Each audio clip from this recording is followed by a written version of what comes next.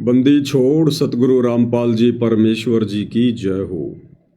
परम पिता परमात्मा सारी सृष्टि के रचनहार कुल मालिक असंख्य ब्रह्मांडों के स्वामी जगत गुरु तीनों लोकों में प्रवेश करके सबका धारण पोषण करने वाले राजाधिराज आत्माधार नाथों के नाथ देवों के देव महादेव सर्वेश्वर महेश्वर मृत्युंजय अजरो अमर आदि अनादि सनातनी प्रभु जगत पिता जगदीश्वर श्री श्री 1008 की उपाधि के वास्तविक अधिकारी अकाल मूर्त सौद स्वरूपी राम वासुदेव सर्वगतम वरम परम पूज्य प्रथम पूज्य परम संत परम पुरुष परम धनी परम दयालु सत्य कबीर हक्का कबीर अल्लाहु कबीर अल्लाहु अकबर बाखबर अल्लाह ताला जगत के तारणहार जगत के मुक्तिदाता जगत के जगन्नाथ हारे के सहारे हिंदुओं के राम मुसलमानों के अल्लाह सिखों के वाहिगुरु ईसाइयों के मसीह दया के सागर दया निधि करुणा के सागर करुणा निधि स्वयंभू परिभू संकट मोचन कष्ट हरण मंगल करण दुख भंजन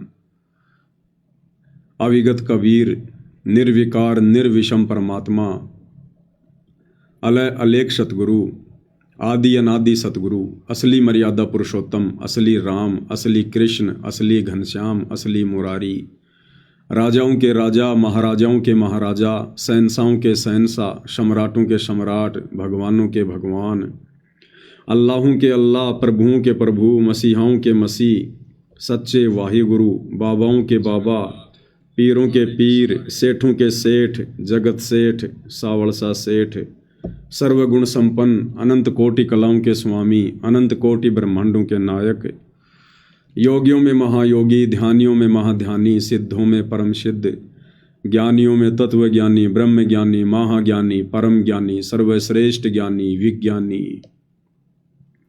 युवा कबीर समरथ कबीर असमवात अमित ओजा सच्चे रहनुमा करीम अल्लाह सुभान अल्लाह दुनिया के अंतिम पैगंबर 8 सितंबर 1951 से गांव धनाना जिला सोनीपत हरियाणा भारतवर्ष की पावन भूमि पे प्रकट रियल कल की भगवान श्री नारायण साकार हरि श्री बाबा साहेब नूर अनंत परमात्मा सच्चे दरवेश सच्चे बाखबर गरीब नवाज संत श्रोमणी सतगुरु रामपाल जी परमेश्वर जी के चरण कमल में साध संगति से जुड़े हुए देश विदेश से आप और हम सभी सत्सेवक भाई बहनों का अनंत कोटि दंडवत प्रणाम। सत्साई भाई और बहनों, बहुत बड़ी दया बहुत बड़ी मेहर पूज्य गुरुदेव भगवान की परमेश्वर रामपाल जी की, जिनके शुभ आशीर्वाद से विशेष आशीर्वाद से वीआईपी आशीर्वाद से आप और हम सभी साध संगति से जुड़ी हुई सत्सेवक आत्माएं गुरुदेव भगवान के अमर तत्व ज्ञान को आधार बनाकर अपनी आत्मा के कल्याण हेतु हर प्रकार से मर्यादाओं में रहते हुए संघर्ष करते हुए सतभक्ति मार्ग पर दृढ़ता के साथ निरंतर आगे की ओर बढ़ रहे हैं। पूज्य गुरुदेव भगवान की विशेष रजा है आप और हम सभी आत्माओं पर, जो आत्माएं गुरु को परमेश्वर मानकर ज्ञान को आधार बनाकर घर को आश्रम बनाकर वर्तमान समय 2025 में सतगुरुदेव भगवान की गैर हाजिरी में इस विधि से सतभक्ति मर्यादाओं में रहकर कर रहे हैं।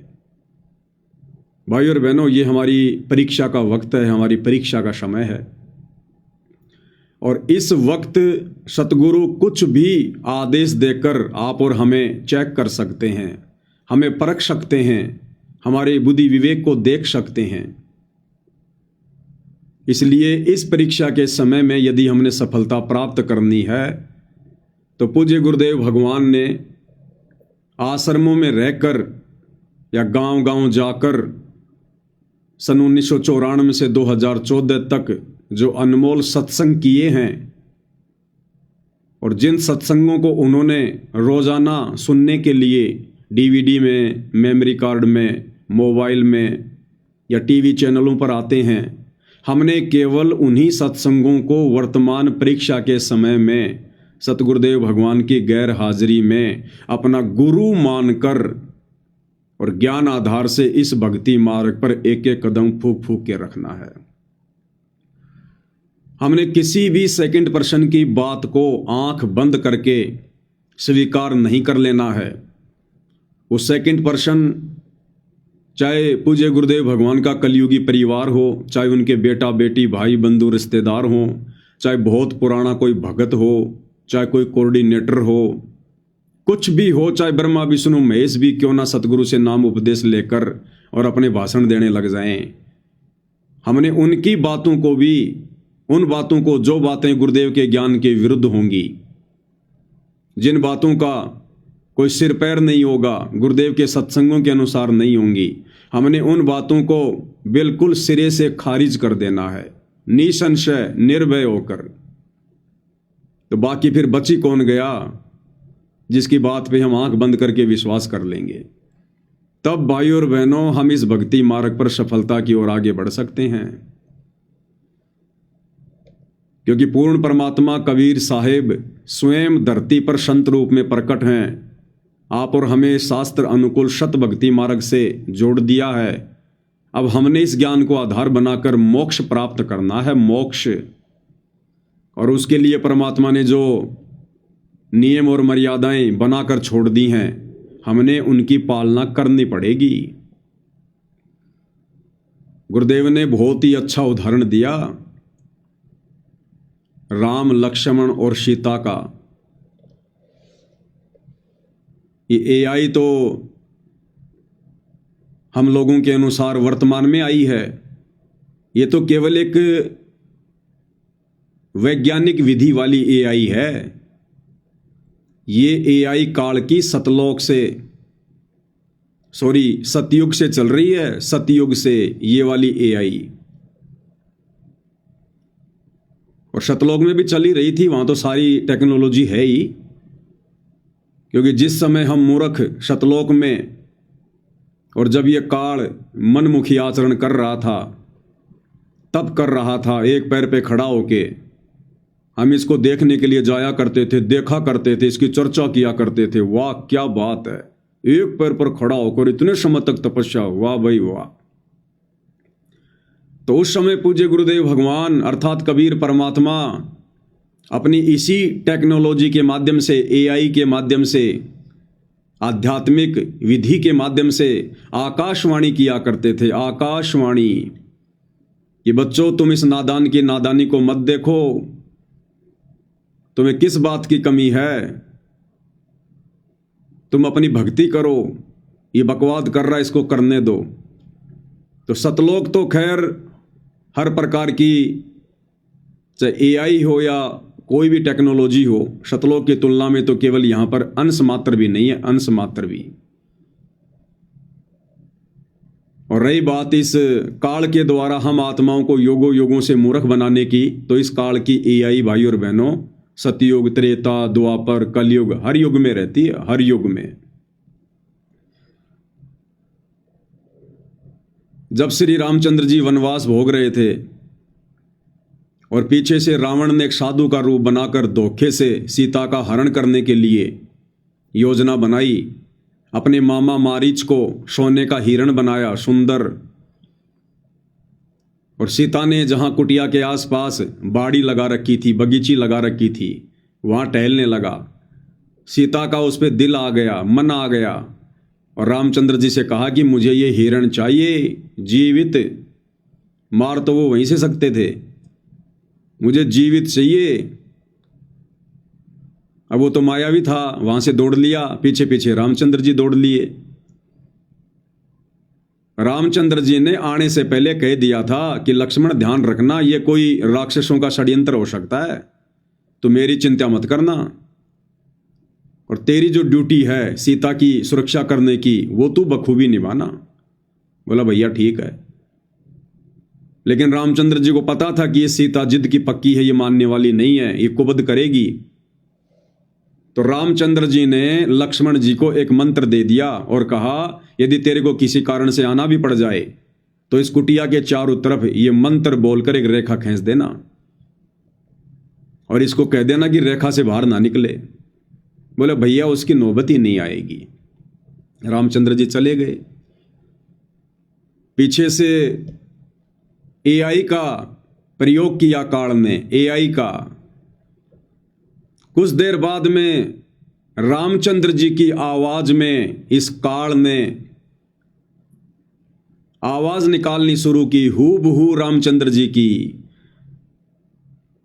लक्ष्मण भैया मर गया, लक्ष्मण भैया मर गया, बचाओ भैया बचाओ, मेरी मदद करो भैया मेरी मदद करो। काल ने एआई का प्रयोग किया सीता को ठगने के लिए, दुर्गति करने के लिए। सीता ने कहा कि तुम्हारे भाई के ऊपर आपत्ति आ गई है, तुम जाओ उनकी मदद करो, वो पुकार रहे हैं। लक्ष्मण ने कहा कि माता मेरा भाई इतना कमजोर नहीं है। लेकिन सीता कहां मानने वाली थी, क्योंकि घर का जोगी जोगना बाहर का जोगी सिद्ध। घर वाले कभी घर में आए हुए महापुरुष को महापुरुष मानते ही नहीं है। वो तो दुनिया के लिए महापुरुष होता है, भगवान होता है, परमात्मा होता है, घर वालों के लिए नहीं होता। दीपक तले हमेशा अंधेरा होता है, ये हर युग की कहावत है। तो अंत में गुरुदेव ने बताया कि सीता ने यहां तक लांछन लगा दिया कि तू चाहता है कि तेरा भाई मर जाए और तू मेरे से शादी कर ले। जब इस प्रकार की ये कटी जली बातें सुनी तो मजबूरी में लक्ष्मण को फिर वो लक्ष्मण रेखा खींच के जाना पड़ा। और बाद में क्या हुआ हम सबको पता है। तो भाई और बहनों, वो वनवास का समय था, वो परीक्षा का समय था। और काल ने एआई का दुरुपयोग किया। एआई के माध्यम से तीनों लोकों के स्वामी विष्णु अवतार श्री रामचंद्र जी को ठग लिया। तो ये काल वर्तमान में इस कलयुग की पिछली पीढ़ी में आप और हमारे जैसे 2 करोड़ जीवों को, परमेश्वर रामपाल जी की संगत को कैसे बख्शेगा भाई। तो इस परीक्षा के समय में भाई और बहनों, चाहे कोई कुछ भी कहे, चाहे कोई पीला पर्चा निकाले, चाहे गुरु जी का आदेश बताए, चाहे नकली ऑडियो लाए, चाहे असली ऑडियो लाए, चाहे नकली वीडियो आओ, चाहे असली वीडियो आओ, चाहे लाइव गुरुजी जेल से दर्शन दो, कुछ भी हो, चाहे कोई वकील के माध्यम से सूचना हो, कुछ भी हो, कल को चाहे डायरेक्ट मीडिया के माध्यम से हिसार जेल से कोई न्यूज क्यों ना आओ, और गुरुदेव भगवान स्वयं उसमें कुछ बोल रहे हैं, हर टीवी पर उनका इंटरव्यू चल रहा है। यदि वो इंटरव्यू गुरुदेव के स्वयं के सत्संगों के विपरीत है, भक्ति विधान के विपरीत है, तो भी हमने इस परीक्षा के समय में उन वचनों को सहर्ष स्वीकार नहीं करना है। बुद्धि विवेक का इस्तेमाल करना है। ज्ञान दिया है गुरुदेव भगवान ने। तो यदि इस परीक्षा के समय में हम भक्तों का सबसे बड़ा कोई सहारा है तो केवल गुरुदेव का सत्संग। तभी भाई और बहनों हमारी बात बनेगी। ये हमारी रिहर्सल चल रही है, रिहर्सल। परमात्मा ना जाने क्या क्या सोच छल छिद्र करेगा हमें चेक करने के लिए, हमें देखने के लिए, हमें परखने के लिए। ये सारे खेल हम ही ने किए, हमसे मिले सो निश्चय जिए। तो हमने अंततः गुरुदेव के सत्संगों को ही आधार बनाकर भक्ति मार्ग पर चलना है। और इस समय यदि कोई थर्ड पर्सन, कोई सेकंड पर्सन अगर हमें गुरु जी का आदेश या ऑडियो वीडियो अगर गुरुदेव के सत्संगों के अनुसार सुना भी देता है, तो भी इस परीक्षा के समय में उस आदेश को जो का त्यों मानने के लिए हम बाध्य नहीं है। हम बाध्य नहीं है उस आदेश को मानने के लिए। यदि हमें लगता है कि यह आदेश मुझे नहीं मानना चाहिए, ये मेरे हित में नहीं है, और भले ही वो बिल्कुल सही है, ज्ञान आधार से है, और यदि हमें लगता है कि वर्तमान जीवन में मेरे लिए, मेरे हित में नहीं है, तो हम उस आदेश को मानने के लिए बाध्य नहीं है। जिस प्रकार बच्चा परीक्षा देने के लिए परीक्षा के रूम में बैठा है और टीचर यदि उसे कहे कि बेटा ये सवाल जो तेरी समझ में नहीं आ रहा है इसका जवाब ये है, और बच्चे को फिर भी डाउट है कि नहीं ये नहीं हो सकता, तो बच्चा टीचर के उस आदेश को, उस जवाब को उस कॉपी में लिखने के लिए बाध्य नहीं होता। परीक्षा के समय में वो स्वतंत्र होता है, स्वतंत्र। तो भाई और बहनों, हमने हर प्रकार से आंखें बंद कर लेनी है, हर प्रकार से। ये जो कान है ना, कान, इनको हाथी जितना बड़ा कर करके हमने केवल गुरुदेव के सत्संग सुनने। इस समय सत्संग, तब जाकर भाई और बहनों हम इस परीक्षा में सफलता की ओर आगे बढ़ेंगे। नहीं तो परमात्मा कहते हैं बच्चों, ये त्रिकुटी पे जाना, ये बरवाले के बस स्टैंड जाना जितना आसान नहीं है कि रिक्शा पकड़ो और 5 मिनट में पहुंच जाओगे। जोर लगेगा, जोर, जोटा। तो वर्तमान में निसंदेह हम सत्सेवक भाई बहनों पर ज्ञान आधार से इस परीक्षा के समय में उनकी गैर हाजिरी में बहुत बड़ी रजा है, बहुत बड़ी मेहर है। हमने लोगों की सुनना, लोगों की मानना छोड़ दिया है। ये कहावत है ना कि सुनो सबकी, करो अपने मन की। तो हम सुनते सबकी हैं, देखते सबके वीडियो हैं, सुनते सबके आदेश हैं, लेकिन हम करते वो हैं जो हमारी आत्मा हमें मंजूरी देती है, जो ज्ञान आधार से हमें उचित लगता है, हम वो करते हैं। और इस संगत ने वर्तमान में ज्ञान को आधार नहीं बनाया, इसलिए दर दर की ठोकर खाती फिर रही है, दर दर की ठोकर। हर किसी के उल्टे सीधे आदेशों को फॉलो करते हुई अपनी मर्यादाएं तोड़ रही है और निरंतर गुरुदेव भगवान की दोषी बन रही है। गुरुदेव भगवान की दोषी उनके मिशन में भी बाधा उत्पन्न कर रही है। लगे थे भक्ति मार्ग पर मोक्ष प्राप्त करने के लिए और उल्टा गुरुदेव भगवान के मिशन में टांग अड़ा के खड़े हो गए। सिर्फ देखा देखी में चलने के कारण, भेड़ चाल अपनाने के कारण, ज्ञान को आधार ना बना पाने के कारण। तो हाल ही भाई और बहनों 25 सितंबर 2025 को जो पूज्य गुरुदेव भगवान की हिसार कोर्ट ने बेल एप्लीकेशन खारिज की है, रद्द की है, जज ने उसका क्या कारण बताया? जज ने कहा कि सामाजिक व्यवस्था को खतरा हो सकता है अगर संत रामपाल जी को जमानत दे दी गई तो। सामाजिक व्यवस्था बिगड़ सकती है अगर संत रामपाल जी को जमानत दे दी गई तो। अब भाई संत रामपाल जी तो कोई आतंकवादी नहीं है, कोई डकैत नहीं है, ऐसा उनका कोई रिकॉर्ड नहीं है। फिर जज ये किस बिहाफ पे कह रहा है कि अगर संत रामपाल जी को जमानत दे दी गई तो समाज की व्यवस्था बिगड़ सकती है, कानून की व्यवस्था बिगड़ सकती है? जज ने किस आधार पे कहा? वो जज है भाई और बहनों, जज कोई सरकारी स्कूल का चपड़ासी नहीं है जो केवल एक लिमिट में रह के अपना कार्य करता है। वो जज है, जज। वो देश दुनिया की हर खबर पर पैनी नजर रखता है। उसके पास में गुप्त एजेंसियां होती हैं, सीआईडी के लोग होते हैं उसे हर प्रकार की सूचना देने वाले। और जज ने कारण क्या बताया सतगुरु रामपाल जी की जमानत कैंसिल का? उनके भगत, संगत कि उनके भक्तों का रवैया ठीक नहीं है।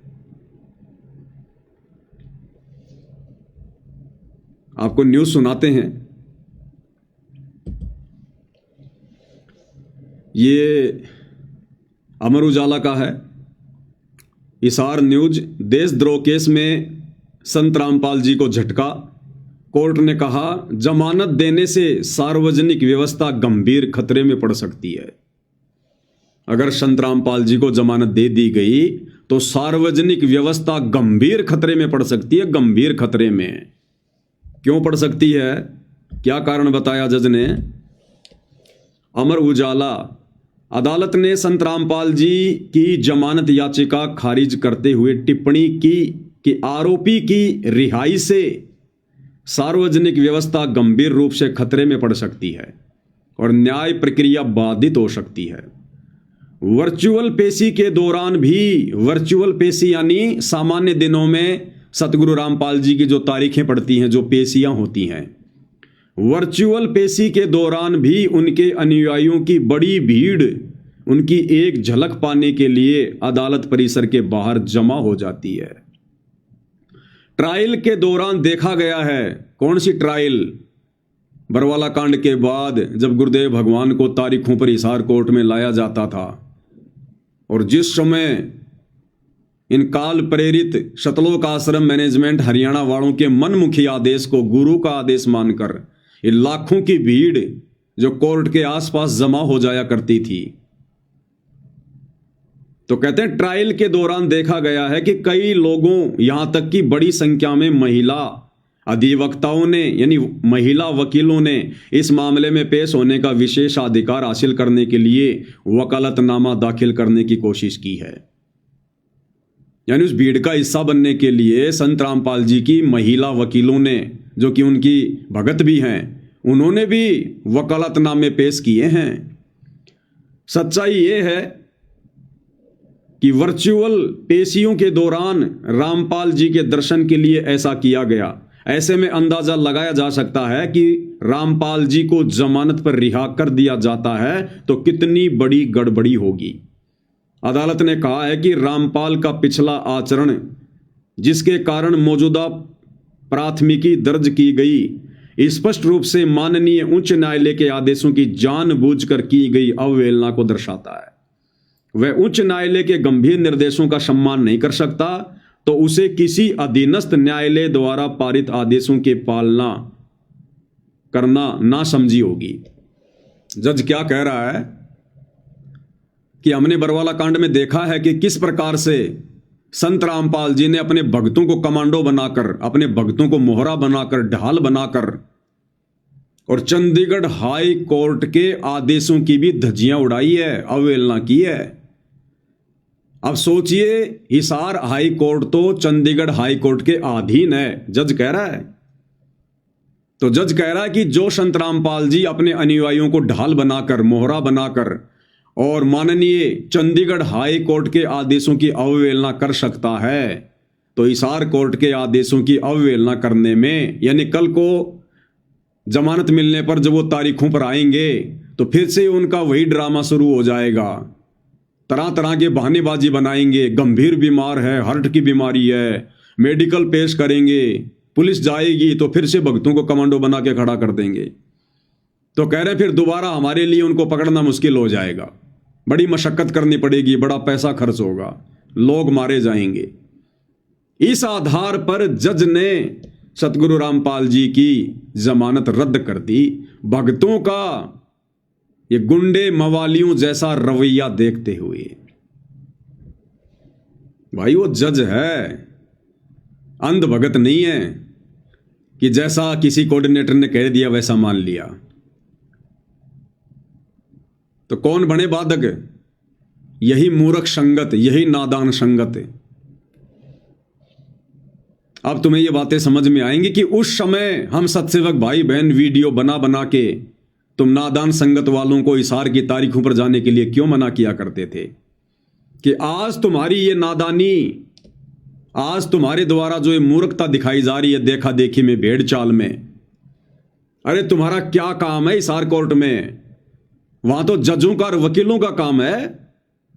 संगत कोई जज है क्या? संगत कोई वकील है क्या? या भीड़ इकट्ठा करके तुम जज को डरा दोगे? इस प्रकार से जमानत मिलती है क्या? कितना समझाया करते थे हम सत्सेवक वीडियो बना बना के, भाई ये मूर्खता मत करो।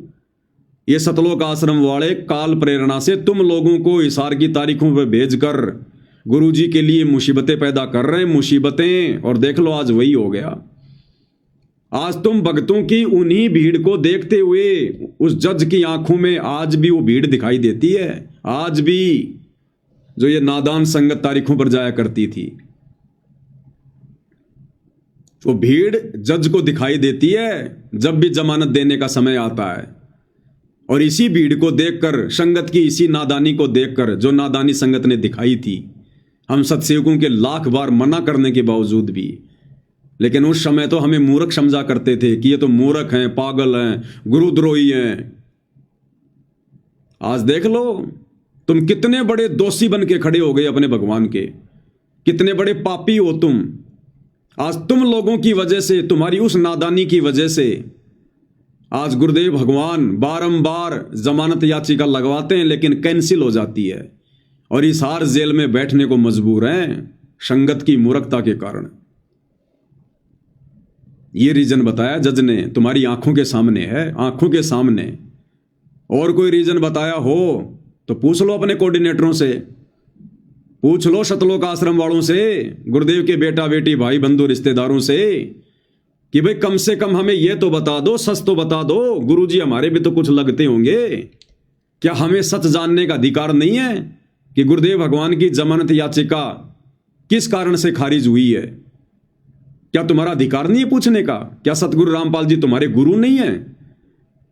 अरे जो तुम इशार की तारीखों पर जाना अपना अधिकार समझा करते थे, तो क्या आज उनकी जमानत क्यों खारिज हुई है यह जानना तुम्हारा अधिकार नहीं है? तुम्हें टपका भी नहीं बताएंगे, टपका भी ये क्या होता है। और ज्यादा जोर जबरदस्ती की तो भाई ये भगत नहीं है, ये गुंडे हैं, गुंडे। तुम्हारी खोपड़ी के बाल उड़ा देंगे ये। इनको भगत समझने की गलती मत कर लेना कभी। भगत के भेष में भेड़िए हैं ये, भेड़िए। तो क्या तुम्हारा अधिकार नहीं है इन लोगों से पूछने का? पूछा कभी किसी ने आज तक कि गुरुजी की जमानत क्यों कैंसिल हो गई? तुम्हें तो यहां तक सूचना नहीं दी गई कि गुरुजी की जमानत कैंसिल हो गई। क्यों हुई ये तुम्हें कहां से बताएंगे? और तुम इनके न्यूज चैनल को सब्सक्राइब करवाने के लिए गांव गांव जो है वो डोल रहे थे, घूम रहे थे, तुम भटक रहे थे। किसान न्यूज चैनल को सब्सक्राइब करो, बस यही न्यूज चैनल है दुनिया में जो सच दिखाएगा। अरे तो भक्तों को भी सच नहीं दिखा रहा, जगत को क्या खाक दिखाएगा? तो आज तुम संगत वालों की मूर्खता के कारण गुरुदेव भगवान एक बार फिर से हिसार जेल में बैठने को मजबूर हैं। तुम दोषी बन रहे हो, दोषी।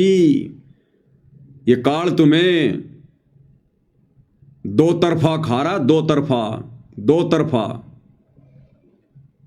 एक तरफ तो इन आश्रम वालों में कुप्रेरणा करके, इनकी बुद्धि भ्रष्ट करके और तुम्हारे से भक्ति विरुद्ध कुकर्म करवा के, राजनीति जैसे घटिया कर्म करवा के, आन उपासना में सहयोग करवा कर एक तरफ तो तुम्हारी वहां कर्म फोड़ रहा है और दूसरी तरफ गुरुदेव भगवान की जमानत में बाधा उत्पन्न करवाकर तुम्हें दो प्रकार से ठग रहा है ये काल, दोनों साइड से।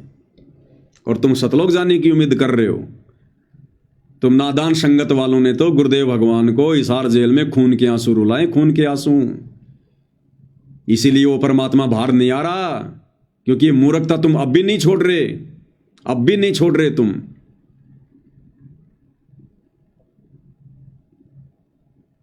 और ये इन्होंने पहली बार नहीं किया, हर बार गुरुदेव भगवान की जमानत हिसार कोर्ट ने एक इसी पॉइंट को लेकर खारिज की है, एक इसी पॉइंट को लेकर, क्योंकि भक्तों ने भय पैदा कर रखा, डर। तुम अपने आप को भगत समझते होंगे कि हम भगत हैं, हम बहुत अच्छे हैं। दुनिया वालों की नजरों में संत रामपाल जी के सतलोक आश्रमों से जुड़े भगत गुंडे और मवालियों से ज्यादा नहीं है। तुम भले अपने आप को भगत समझो, लेकिन तुम्हारे जो कर्म है ना, उनको देखकर दुनिया तुम्हें मवालियों से ज्यादा कुछ नहीं समझती। तो इसी प्रकार 2018 में जब पूज्य गुरुदेव भगवान की जमानत लगाई गई, उस समय भी हिसार कोर्ट के जज ने यही कहकर जमानत खारिज कर दी कि रामपाल जी कोई आतंकवादी नहीं है। यानी गुरुदेव को दोषी नहीं बता रहे जज, गुरुदेव की कोई गलती नहीं बता रहे जज। जजों ने तो यहां तक कहा कि रामपाल जी कोई आतंकवादी नहीं है, हम तो मानवता के नाते उनको जमानत देना चाहते हैं, लेकिन उनके भक्तों का रवैया ठीक नहीं है। आपको सन 2018 की वो न्यूज सुना देता हूं, ये आपकी आंखों के सामने है। चाकर भी हाई कोर्ट ने रामपाल को नहीं दी जमानत। चंडीगढ़ हाई कोर्ट में जमानत लगाई गई थी 2018 में। कब लगाई थी? जब पूज्य गुरुदेव भगवान की मुंह बोली माता इंद्रो देवी का निधन हो गया था और सतलोक आश्रम मैनेजमेंट हरियाणा वालों ने यह दलील पेश करके कि साहब भारतीय संस्कृति के अनुसार जो बड़ा बेटा होता है वो माता पिता की जो वो चिता होती है उसको आग देता है, तो इस बिहाफ पे आप संत रामपाल जी को कुछ दिनों की जमानत दीजिएगा। और भाई और बहनों, दुनिया का कोई भी कोर्ट बड़ी आसानी से उसके पिता को अग्नि देने के लिए या उसकी माता की चिता को अग्नि देने के लिए बड़ी आसानी से जमानत देगा। अगर परमानेंट जमानत नहीं देगा तो पुलिस की कस्टडी में उसको शमशान घाट लेकर जाएगा। और ये जो संस्कार है, जो ये चला आ रहा था एक परंपरा के तहत, इसको जरूर सरकार पूरा करवाती है। लेकिन इतनी छूट भी नहीं दी गई संत रामपाल जी को। इतनी छूट भी क्यों? भक्तों के रवैयों को देखकर, भक्तों की नादानी और मूर्खता को देखकर। और उस समय क्या किया था भक्तों ने, पता तुम्हें? अभी तुम लोग नए नए जुड़ते हो, कोई 2 महीने, कोई 6 महीने, कोई 2 साल, और अपने कोऑर्डिनेटरों की बातों में आके फुदकते रहते हो। तुम्हें कुछ नहीं पता हिस्ट्री का, ना तुम्हें बरवाला कांड का पता, ना इन लोगों के घटिया मनसूबों का पता, ना तुम्हें कोई ज्ञान आधार। एक चीज जानते हो, गुरुद्रोही गुरुद्रोही गुरुद्रोही गुरुद्रोही। इसके अलावा दूसरी कोई वाणी आती है तुम्हें परमात्मा की?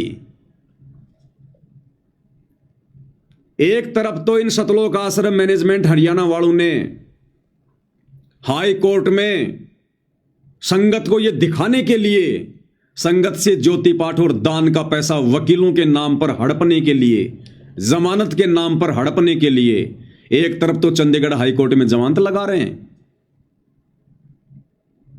और जमानत क्या कहकर लगा रहे हैं कि उनकी माताजी का देहांत हो गया और उनकी माताजी को अंतिम संस्कार में संत रामपाल जी ने अग्नि देनी है। ठीक है, लगा दी याचिका, कोर्ट भी बैठ गया। कोर्ट ने कहा भैया ठीक है, कल फैसला करेंगे। माताजी की बॉडी को डीप फ्रिज में लगा दिया गया, बर्फ में लगा दिया गया एक रात के लिए, क्योंकि कोर्ट का फैसला दूसरे दिन शुक्रवार को आना था। 2018 22 अप्रैल की बात है ये। 23 अप्रैल को फैसला आना था। रात को बॉडी को डीप फ्रिज में लगा दिया गया और कोर्ट ने साफ मना कर दिया था कि भीड़ इकट्ठा नहीं होनी चाहिए। उसके बावजूद सतलोक आश्रम सिंहपुरा में, रोहतक में, उस समय धनाना नहीं बना था, सतलोक आश्रम में और सोनीपत में कई हजारों की संख्या में संगत को इकट्ठा कर लिया गया। और सीआईडी वालों ने तुरंत जज के पास में सूचना पहुंचा दी कि साहब इन्होंने तो कोर्ट के आदेशों के बावजूद भीड़ इकट्ठा कर ली। और दूसरी तरफ 23 अप्रैल को दिन के 12 बजे फैसला आना था कि जज सतगुरु रामपाल जी को जमानत देंगे या नहीं देंगे उनकी माताजी के अंतिम संस्कार के लिए। 12 बजे फैसला आना था। और भाई और बहनों, जज अवश्य जमानत देता, भले एक दिन की देता, पुलिस साथ में भेजता। लेकिन इन सतलोक आश्रम मैनेजमेंट वालों ने क्या किया? इनका षड्यंत्र, ये नहीं चाहते थे कि गुरुजी जेल से बाहर आए। 12 बजे कोर्ट का फैसला आना था और इन सतलोक आश्रम वालों ने सुबह 8:30 बजे ही सतगुरु रामपाल जी की मुंह बोली माता जी का अंतिम संस्कार कर दिया। और अंतिम संस्कार का वीडियो बनाकर सोशल मीडिया पर डाल दिया। सीआईडी वाले तो चारों तरफ थे, उन्होंने तुरंत वो वीडियो जजों को भेज दिया। और जज ने देखा भैया जिस काम के लिए मैं जमानत देने वाला था आज, वो काम तो इन्होंने कर दिया। अब सतगुरु रामपाल जी की बाहर क्या आवश्यकता है? उनकी माताजी का अंतिम संस्कार तो उनके छोटे भाई ने कर दिया, महेंद्र ने, जो भगोड़ा बन के घूम रहा है। तो सीधे सीधे जज ने सतगुरु रामपाल जी की जमानत को कैंसिल कर दिया। अब बताओ भाई और बहनों, अरे क्यों उस डेड बॉडी को रात को फ्रिज में रखा? अगर दूसरे दिन कोर्ट का फैसला आने से पहले ही अगर आपने यह कार्य करना था तो कम से कम फैसला तो आने देते जज का। 12 बजे तक का तो इंतजार करते। इन्होंने सुबह 8:30 बजे ही इकट्ठा होकर भक्तों ने अंतिम संस्कार कर दिया और वीडियो बना के डाल दिया। ये चाहते हैं कि सतगुरु रामपाल जी भगवान की जमानत हो, सतगुरु रामपाल जी बाहर आए। केवल संगत को मूर्ख बनाने के लिए, जमानत के नाम पर संगत से पैसा हड़पने के लिए हमने 38 वकील कर रखे हैं, 38 वकील कर रखे हैं। क्यों कर रखे हैं भाई तुमने 38 वकील? अरे क्यों कर रखे हैं 38 वकील? तो कोर्ट ने क्या कहा था, ये दास व्हाट्सएप के ग्रुपों में डाल देगा, 2018 में भी मैंने डाली थी। चाकर भी हाई कोर्ट ने रामपाल को नहीं दी जमानत। जागरण संवाददाता चंडीगढ़। बरवाला हिसार के सतलोक आश्रम प्रमुख संत रामपाल की अंतरिम जमानत याचिका पंजाब एवं हरियाणा हाईकोर्ट ने मंगलवार को खारिज कर दी। हाईकोर्ट ने कहा है कि हम चाहते हैं कि रामपाल अपनी मां की अंतिम क्रिया में शामिल हो। देखो जज ने भी कितनी जज ने भी कितनी दयालुता दिखाई, मानवता दिखाई। जज ने कहा कि हम चाहते हैं कि संत रामपाल जी अपनी मां के अंतिम संस्कार में शामिल हो, लेकिन जैसी रिपोर्ट मिली है उसके बाद अंतरिम जमानत देना संभव नहीं है। रिपोर्ट क्या मिली कि उनकी माताजी का अंतिम संस्कार तो हो चुका है, अब जमानत देने का क्या मतलब है। अब बताओ भाई और बहनों, ये काम ये सतलोक आश्रम वाले जानबूझ के करेंगे या अपनी मूर्खता के कारण करेंगे? ये इन्होंने जानबूझ के किया ऐसा, ताकि सतगुरु जी जमानत पर बाहर ना जाए। बेंच ने कहा कि रामपाल कोई आतंकी नहीं है, लेकिन उसके समर्थकों का रवैया देखते हुए उसकी याचिका खारिज की जाती है। उनके समर्थकों का रवैया देखते हुए, जो हिसार की तारीखों पर जाया करते थे ना, तुम भीड़ जमा किया करते थे, कानून व्यवस्था में बाधा उत्पन्न किया करते थे, रोडें जाम हो जाती थी, गुरुदेव भगवान को जेल से कोर्ट में लाने में प्रशासन को परेशानी होती थी, कितनी पुलिस लगानी पड़ती थी, जनता कितनी दुखी हो जाती थी। क्या तुम जज थे? तुम वकील थे जो तुम गुरुजी की जमानत करवाने जाया करते थे, या तुम कोई फैसला देने जाया करते थे? काम क्या था वह भक्तों का? भक्तों के कारण। लेकिन उसके समर्थकों का रवैया देखते हुए उसकी याचिका खारिज की जाती है। हुआ ये कि सुनवाई शुरू होते ही, यानी जब 11 बजे कोर्ट में जज बैठा सुनवाई के लिए कि जमानत देनी है या नहीं देनी है, हुआ ये कि सुनवाई शुरू होते ही प्रदेश के पुलिस महानिदेशक डीजीपी और सोनीपत के पुलिस अधीक्षक एसपी दोनों पेश हुए। दोनों ने बताया कि उनके पास में इंटेलिजेंसी से कुछ सूचनाएं आई हैं, हम इन सूचनाओं को चैम्बर में दिखा सकते हैं। हरियाणा का डीजीपी और सोनीपत का एसपी, उन्होंने कोर्ट में जज को कहा कि हमारे पास में कुछ गुप्त रिपोर्ट हैं, हम आपको चैम्बर में दिखाएंगे। यानी जहां पर जज बैठता है आराम करने के लिए, विश्राम करने के लिए, नाश्ता करने के लिए। तो फैसला देने से पहले हरियाणा का डीजीपी और सोनीपत का एसपी जज के पास में चैम्बर में चले जाते हैं। इस पर बेंच के दोनों जज डीजीपी के साथ चैम्बर में चले गए। वापस आने के बाद बेंच ने फैसला सुरक्षित रख लिया। करीब 4:30 बजे बेंच ने फैसला सुनाया कि रामपाल को राहत नहीं दी जा सकती। वही हाईकोर्ट ने कहा कि याची ने 3 सप्ताह की अंतरिम जमानत मांगी थी। गुरुदेव भगवान ने 3 सप्ताह की जमानत मांगी थी, 21 दिन की। लेकिन राज्य सरकार ने उस पर चल रहे मामलों के ट्रायल के दौरान उसके अनुयायियों की भीड़ द्वारा उत्पात का जिक्र किया। इसके साथ ही प्रदेश सरकार ने पाठ के स्थान को बदलने की बात कही। इन्होंने सोनीपत में पाठ रख दिया, पाठ।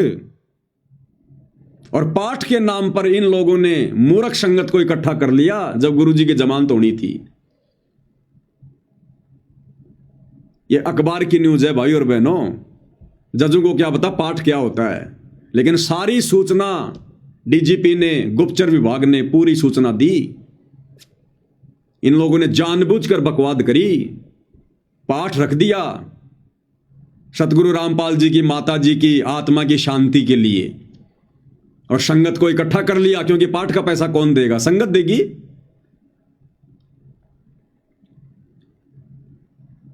वही हाईकोर्ट ने कहा कि याची ने 3 सप्ताह की अंतरिम जमानत मांगी थी, लेकिन राज्य सरकार ने उस पर चल रहे मामलों के ट्रायल के दौरान उसके अनुयायियों की भीड़ द्वारा उत्पात का जिक्र किया।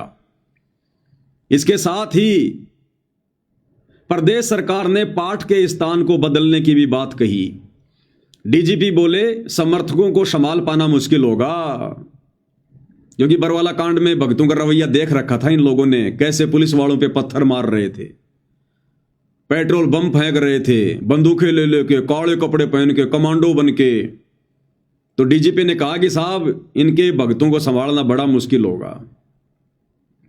डीजीपी ने कोर्ट में कहा कि अगर रामपाल को उसकी मां के अंतिम पाठ में शामिल होने की इजाजत दी गई तो वहां उनके समर्थक एकत्रित होंगे।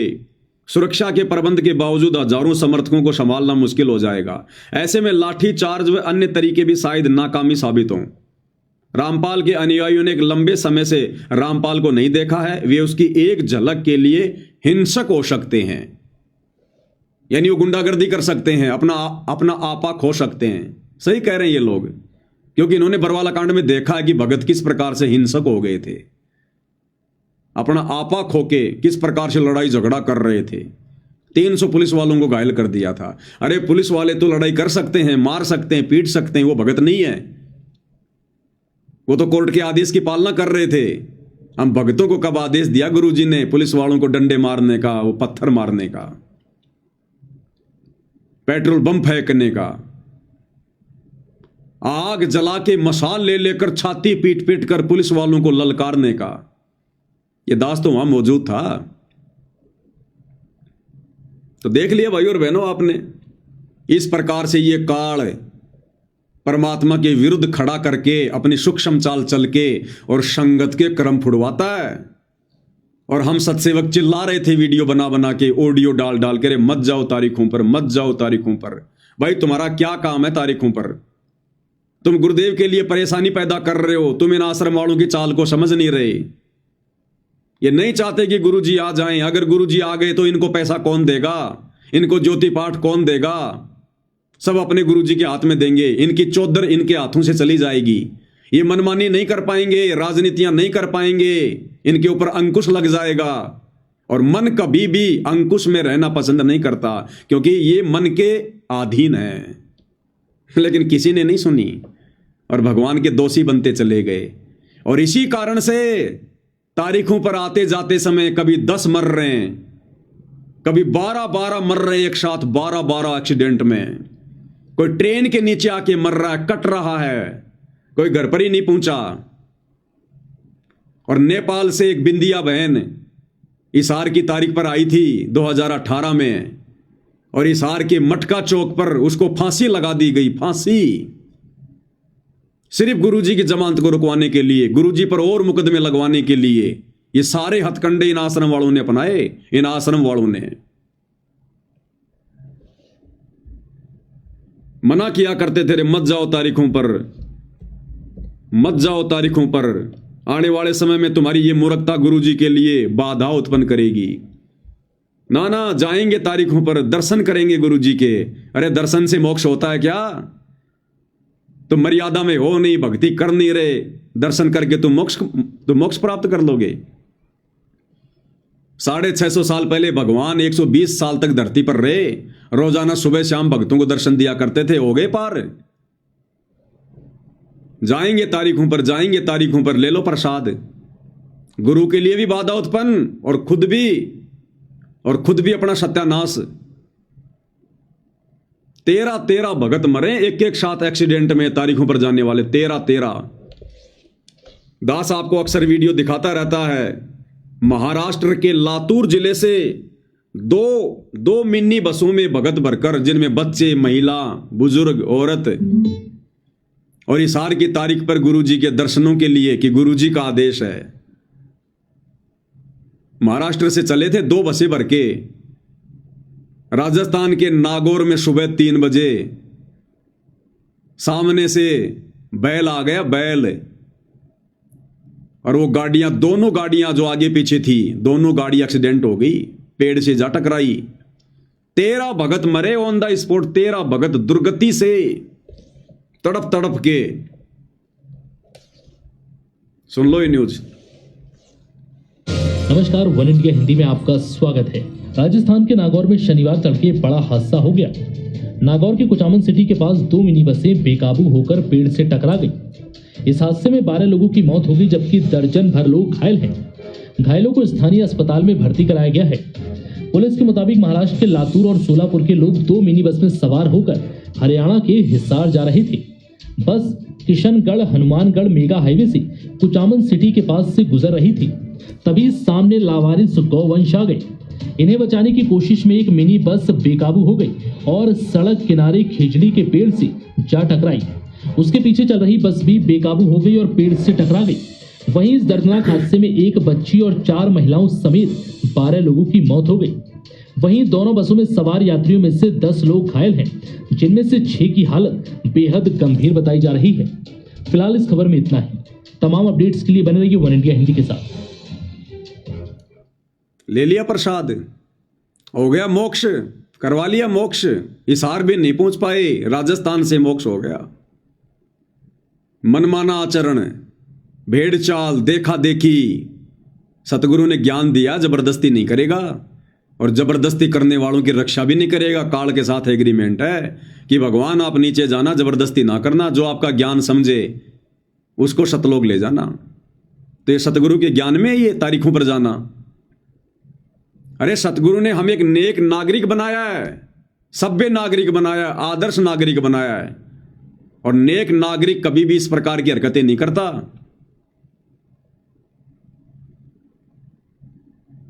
हमारी ये कविता बहन है, ये कह रही है कि 2019 में भिवानी आश्रम में सब्जी बनाते समय 2 भगत भाई सब्जी में डूबकर मर गए।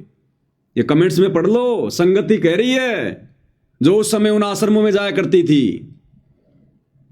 भिवानी आश्रम में 2019 में भंडारे में सब्जी बनाते समय 2 भगत उस सब्जी के उस कढ़ाई में डूब के मर गए, गिर गए, उसमें फिसल गए, मर गए उसमें जल के। बाहर सूचना भी नहीं आने देते ये लोग, अंदर ही दफना देते हैं। आश्रमों में शमशान घाट भी बना रखा है, अंदर ही दफना देते हैं, पता ही नहीं चलता। या उनके घर वालों को कह देते हैं गुरु जी का आदेश है, सब्जी में भून के वो पकोड़ा बन के सतलोक गया, सतलोक।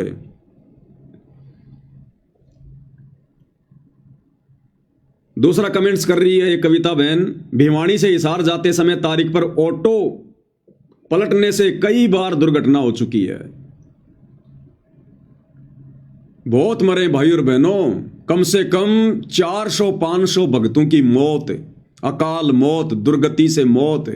2014 बरवाला कांड के बाद 2014 से 2019 तक, जब तक ये कोरोना नहीं आया था, 2020 तक, इन आश्रम वालों के मनमाने आदेशों की वजह से हिसार तारीखों पर, रोहतक तारीखों पर आने जाने वाले कम से कम 400-500 भक्तों की अकाल मौत हो चुकी है।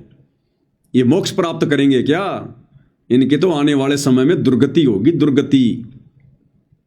इसलिए गुरु दुखी है। दर्शन से मोक्ष होगा। 2018 या 19 की बात है, इन्होंने जो रोहतक में पशु मेला ग्राउंड में कबीर प्रकट दिवस मनाया था, कितनी भयंकर बारिश आई थी, तूफान आया था, इनकी सारी योजना धरी धरी रह गई। बोले गुरु जी का आदेश है, गुरु जी का आदेश है। इतना भयंकर तूफान आया, इनके भंडारे को जो है चकनाचूर कर दिया।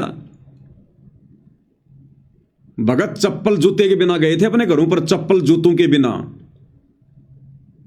ट्रोलियां चप्पल जूतों की भर भर के बाहर फेंक के आनी पड़ी थी। वो लड्डू जलेबी तुम्हारी धरी की धरी रह गई थी, तुम्हारे टेंट उखड़ गए थे। गुरु जी का आदेश है। अरे गुरु के आदेश मिलने के बाद में काल अपना तांडव मचाएगा।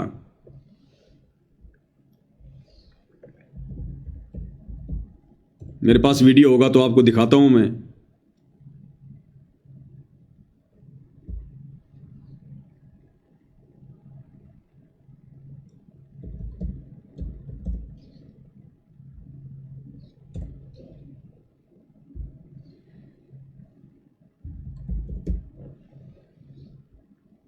ये रहा रोहतक पशु मेला ग्राउंड का 2018 में कबीर प्रकट दिवस मनाए थे इन्होंने, गुरुजी का आदेश बताकर, और काल ने ऐसी की तैसी कर दी पूरे भंडारे की। बारिश में बच्चे भीग गए, घुटनों घुटनों पानी चढ़ गया उसमें। आए थे कबीर प्रकट दिवस मनाने छोटा सा मुंह लेके गए सारे। देखना वहां की व्यवस्था क्या थी। नमस्कार दोस्तों, सच समाचार में आपका स्वागत है। आज हम पहुंचे हैं रोहतक पशु मेला ग्राउंड में, जहां पर कबीर प्रकट दिवस बहुत ज़ोरों शोरों से मनाया जा रहा है। आपको बता दें कि ये 622वां कबीर प्रकट दिवस है, जो कि संत रामपाल जी द्वारा इस ग्राउंड में बहुत ही विशाल तरीके से मनाया जाता है। आप देख सकते हैं कि ये भंडार घर में सेवादार चाय वितरण कर रहे हैं और लाखों की तादाद में यहाँ भगत जन आने का जो है कि बताया जा रहा है। और ये देख सकते हैं कि आप सब्जियाँ आ चुकी हैं और सेवादार किस तरह लगे हुए हैं। लगभग 10,000 सेवादार ऑलरेडी पहुँच चुके हैं और इस बार टेंट की व्यवस्था बहुत ही ज़बरदस्त है। और देखिए, आप देख सकते हैं कि किस तरह हैवी टेंट है और सब सेवादार देखो सेवा कर रहे हैं। लेकिन होता क्या है कि अचानक तूफान आ जाता है।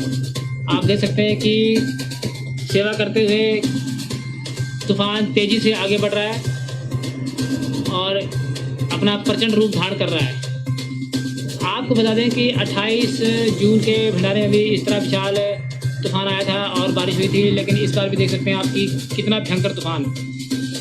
देखिए कैसे भगत जन तूफान में दौड़ रहे हैं।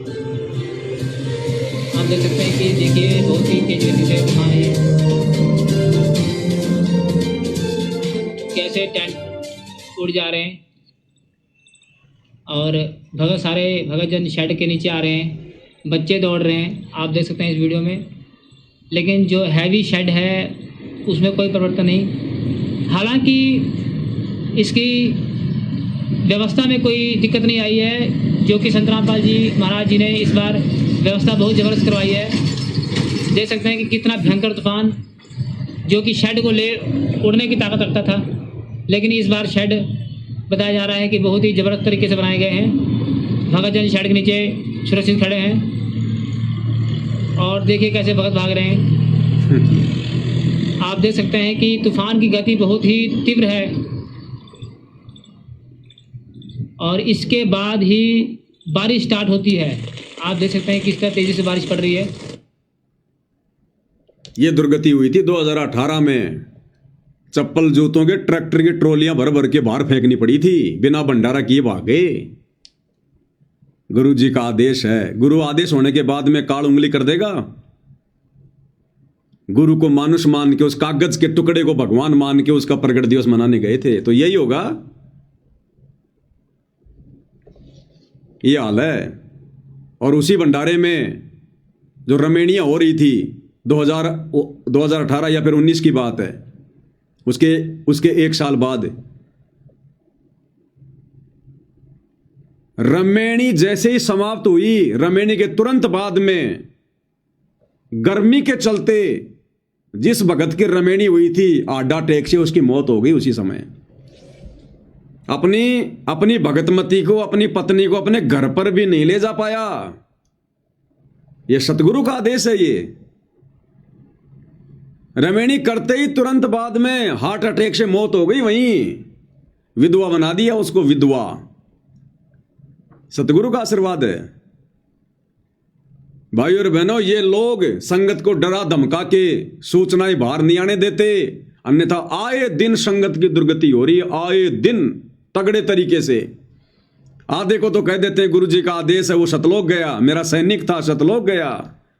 अरे दिल्ली के मुंडका आश्रम में टैंकर की सफाई करते करते 3 भगत मरे। 3, एक नेपाल का, एक सीकर का, एक हरियाणा का। टैंकर की सफाई करते करते 3 भगत थे, जिसमें 2 मर गए थे, सीकर का और नेपाल का। सीकर का और नेपाल का अंदर ही जहरीली गैस से, और तीसरा बेहोश हो गया और बाद में पीला पर्चा निकाल दिया कि गुरुजी का आदेश है, वो तो मेरे सैनिक थे, वो तो सतलोक गए। अरे फिर तीसरे को क्यों बचाया? जब सतलोक ही जा रहे थे तो उसको भी मरने देते। बेहोश तो हो गया था, 5 मिनट और उसको पड़ा रहने देते, वो भी सतलोक चला जाता, उसको क्यों बचाया? ये दुर्गति है भाई और बहनों। सैकड़ों घटनाएं, फिर भी अंधभक्तों की आंखें नहीं खुलती हैं। इसलिए परमात्मा कहते हैं निरंजन धन तेरा दरबार, यहां तनिक ना न्याय विचार।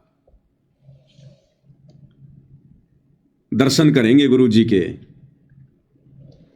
आज तुम्हारे उन्हीं दर्शनों के चक्कर में आज बार बार गुरुदेव भगवान की जमानत याचिकाएं कैंसिल हो रही हैं, क्योंकि तुम लोगों ने अपना जो रवैया था वो समाज को, जजों को, प्रशासन को अच्छे से दिखा रखा है कि हम कितने बड़े भगत हैं।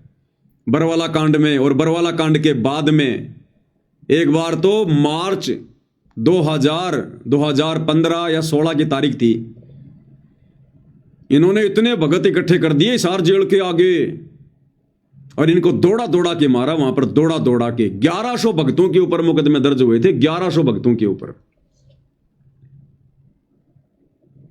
देश और दुनिया में सिवाय गुरु जी की बदनामी की इन्होंने कुछ नहीं किया। कर लो दर्शन, हो गया तुम्हारा मोक्ष दर्शनों से। कितने दर्शन किए तुमने गुरु जी के?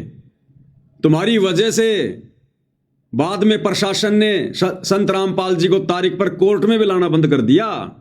जेल में ही तारीखें होने लग गई, जेल में ही। कर लो दर्शन। सत्संग नहीं सुने भाई, ये ज्ञान की कमी है, ज्ञान की कमी। ये झंडूपना वही कर सकता है जिसने सतगुरु के ज्ञान को नहीं समझा। तो सतगुरु के परिवार ने तो ज्ञान को कभी समझा ही नहीं, उनको तो छींट भी नहीं है, और तुमने उन लोगों को महाज्ञानी मानकर उनको फॉलो करना शुरू कर दिया। तो क्या होगा? परमात्मा कहते हैं ज्ञानी से ज्ञानी मिले और करे ज्ञान की बात, और मूर्ख से मूर्ख मिले के घूसा के लात। तो दोनों तरफ मूर्ख पैदा हो गए, आश्रम वाले भी और आश्रमों के पीछे लगी हुई संगत भी। तो घूसे और लात ही चले, और वही चल रहे हैं अभी तक। और गुरुदेव भगवान ने क्या बताया सत्संगों में कि दर्शनों से मोक्ष नहीं होता है। मेरी ही महिमा ये चारों वेद गा रहे हैं, सुना रहे हैं। परमात्मा ये करता है, परमात्मा ये करता है, परमात्मा ऐसी लीला करता है। लेकिन मेरे पाने की विधि वेदों में वर्णित नहीं है। अब यहां दो प्रश्न उठते हैं कि एक तो परमात्मा सामने बोल रहे हैं, कह रहे हैं, प्रत्यक्ष खड़े हैं, फिर कहते हैं मुझे पाने का तरीका वेदों में नहीं है। अब इससे क्या सिद्ध होता है कि परमात्मा के दर्शन कर लेने से मोक्ष नहीं, परमात्मा के द्वारा दिए गए उस भक्ति की कमाई करने से मोक्ष होगा। नहीं तो परमेश्वर 120 वर्ष रहे, जिनको अच्छी आत्माओं ने भी दे दर्शन किए, बुरा ने भी किए, जो उनके विरोधी थे उन मार मार कर रहे थे उनके पीछे, उन्होंने भी दर्शन किए। दर्शन से मोक्ष नहीं है, परमात्मा के उस मंत्र से मोक्ष है। मोक्ष का मीन है कि जैसे हम परमात्मा ने हमें विधि बताई है वह कमाई कराएंगे, उस राम नाम के धन को जोड़ेंगे, उस भक्ति की शक्ति योग के बलते, भक्ति के बल से, उस राम नाम की कमाई की शक्ति से हम सतलोक जाएंगे। वहां जाकर के हम परमानेंट सुखी हो जाएंगे। उसको प्रभु प्राप्ति कहा जाता है। परमात्मा यहाँ आए, सभी को प्राप्त थे, दर्शन भी होते थे, लेकिन मोक्ष कोई नहीं, मुक्त कोई नहीं हुआ, क्योंकि हमने परमेश्वर के उस ज्ञान पर विश्वास नहीं किया, न उनके द्वारा दी गई भक्ति की साधना की। तो परमात्मा के नाम से मोक्ष होगा, केवल दर्शन मात्रता नहीं। तो उस समय देखा देखी में, भेड़ चाल में, कोऑर्डिनेटरों के कहने पर इशार तारीखों पर जाने के बजाय अगर घर बैठकर ध्यान से सत्संग सुनते तो तुम्हारा भी भला होता, और सतगुरुदेव भगवान की कानूनी जो प्रक्रिया है उसमें भी बाधा उत्पन्न नहीं होती। लेकिन तुमने अपना भी काम बिगाड़ा और गुरुदेव के लिए भी परेशानी उत्पन्न कर दी। इसलिए परमात्मा कहते हैं बिना सोचे समझे जो करे पाछे सो पछताए, और काम बिगाड़े आपना और जग में होत असहाय। खुद की भी बेइज्जती और संसार में भी बड़ी हंसी करवाता है। कर लो दर्शन, ले लो मोक्ष। दर्शनों से मोक्ष मिलेगा। अगर दर्शनों से मोक्ष मिले तो संगत को तो कई साल हो गई दर्शन नहीं हो रहे, और जिस जेल में गुरुदेव भगवान बैठे वहां के कैदियों को तो सारा दिन दर्शन होते हैं। उन पुलिस वालों को तो दिन में कई कई बार दर्शन होते हैं। चले गए सारे सतलोक, वो तो पार हो गए होंगे सारे के सारे कैदी। ये हमारी मूर्खता है, मूर्खता। और जब तक ये मूर्खता संगत दिखाती रहेगी भाई, सतगुरु प्रसन्न नहीं होने वाला, सतगुरु प्रसन्न नहीं होने वाला। और अब इस 25/9/2025 वाली जमानत के कैंसिल होने के बाद जो वकील हैं वो कह रहे हैं हम हाई कोर्ट में जाएंगे। हाई कोर्ट में क्या करोगे भाई? हाई कोर्ट में जाके, अरे क्या करोगे हाई कोर्ट में जाके? ये कहते हैं हम जो भी करते हैं गुरु जी के आदेश से करते हैं, गुरु जी के आदेश के बिना हम आश्रम वाले एक कदम भी आगे नहीं बढ़ते। अरे तो गुरु जी से पूछ लो ना एक बार हाथ जोड़ के कि गुरु जी आप कब बाहर आओगे, उसी दिन आपकी जमानत लगाएं। क्यों बार बार जमानत लगा के कैंसिल करवा रहे हो?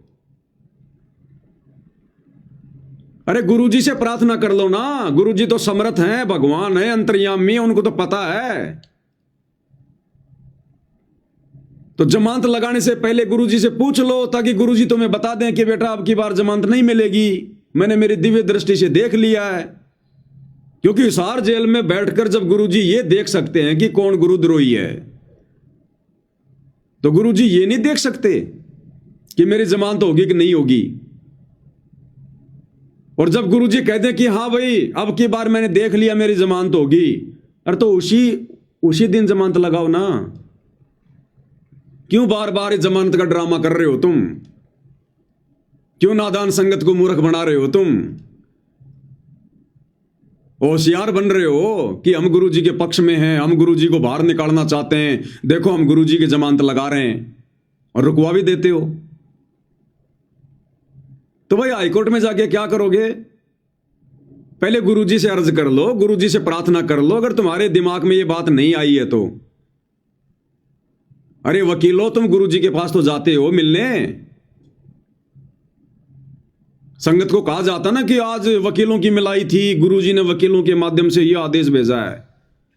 अरे तो भाई वकीलों हिसार जेल में जाओ, तुम्हें विधि बता रहे हैं, हिसार जेल में जाओ, सतगुरु जी को दंडवत प्रणाम करो, उनसे अर्ज करो, विनती करो। लेकिन तुम दंडवत प्रणाम नहीं करोगे, तुम्हारी काली पैंट सफेद शर्ट मिट्टी में गंदी हो जाएगी भाई। आसपास के लोग देखेंगे तो क्या कहेंगे? ओहो ये वकील भी संत रामपाल जी को दंडवत कर रहा है। संत रामपाल जी के मुकदमों में ज्यादातर उनके भगत वकील हैं, और जब जेल में मिलने जाते हैं दंडवत तक नहीं करते, दंडवत तक शर्म के मारे। तो भैया अगर उनको प्रसन्न करना है तो गीता जी अध्याय 4 श्लोक 34 में लिखा है कि सर्वप्रथम आधीनी से उस तत्वदर्शी संत को दंडवत कर, झुक के प्रणाम कर, तब तुझे वो तत्व ज्ञान का उपदेश करेंगे, तब तुझे कोई मार्गदर्शन देंगे। तो दंडवत प्रणाम करो जाके और अर्ज करो कि हे परमेश्वर आप कब दया कर रहे हैं बाहर आने की, परमात्मा उसी समय हम जमानत लगाएं, वरना बार बार कैंसिल हो रही है। तो जब गुरु जी कह दें कि बच्चों फला फला दिन तुम मेरी जमानत लगाओ, इस समय जमानत हो जाएगी, बहुत अच्छी बात है। क्योंकि साधु वचन पलटे नहीं, चाहे पलट जाए ब्रह्मांड, सतगुरु के वचन तो फैल हो ही नहीं सकते। और तुम ये कहते हो कि हम तो हर बार गुरु जी से पूछ के जमानत लगाते हैं, तो फिर संत के वचन कैसे फैल हो रहे हैं भाई? फिर संत के वचन कैसे फैल हो रहे हैं? फिर जमानत कैसे कैंसिल हो रही है? जज परमात्मा से बड़ा हो गया क्या? सारे काम तुम मनमुखी रूप से करते हो, गुरु को मानुष मान के।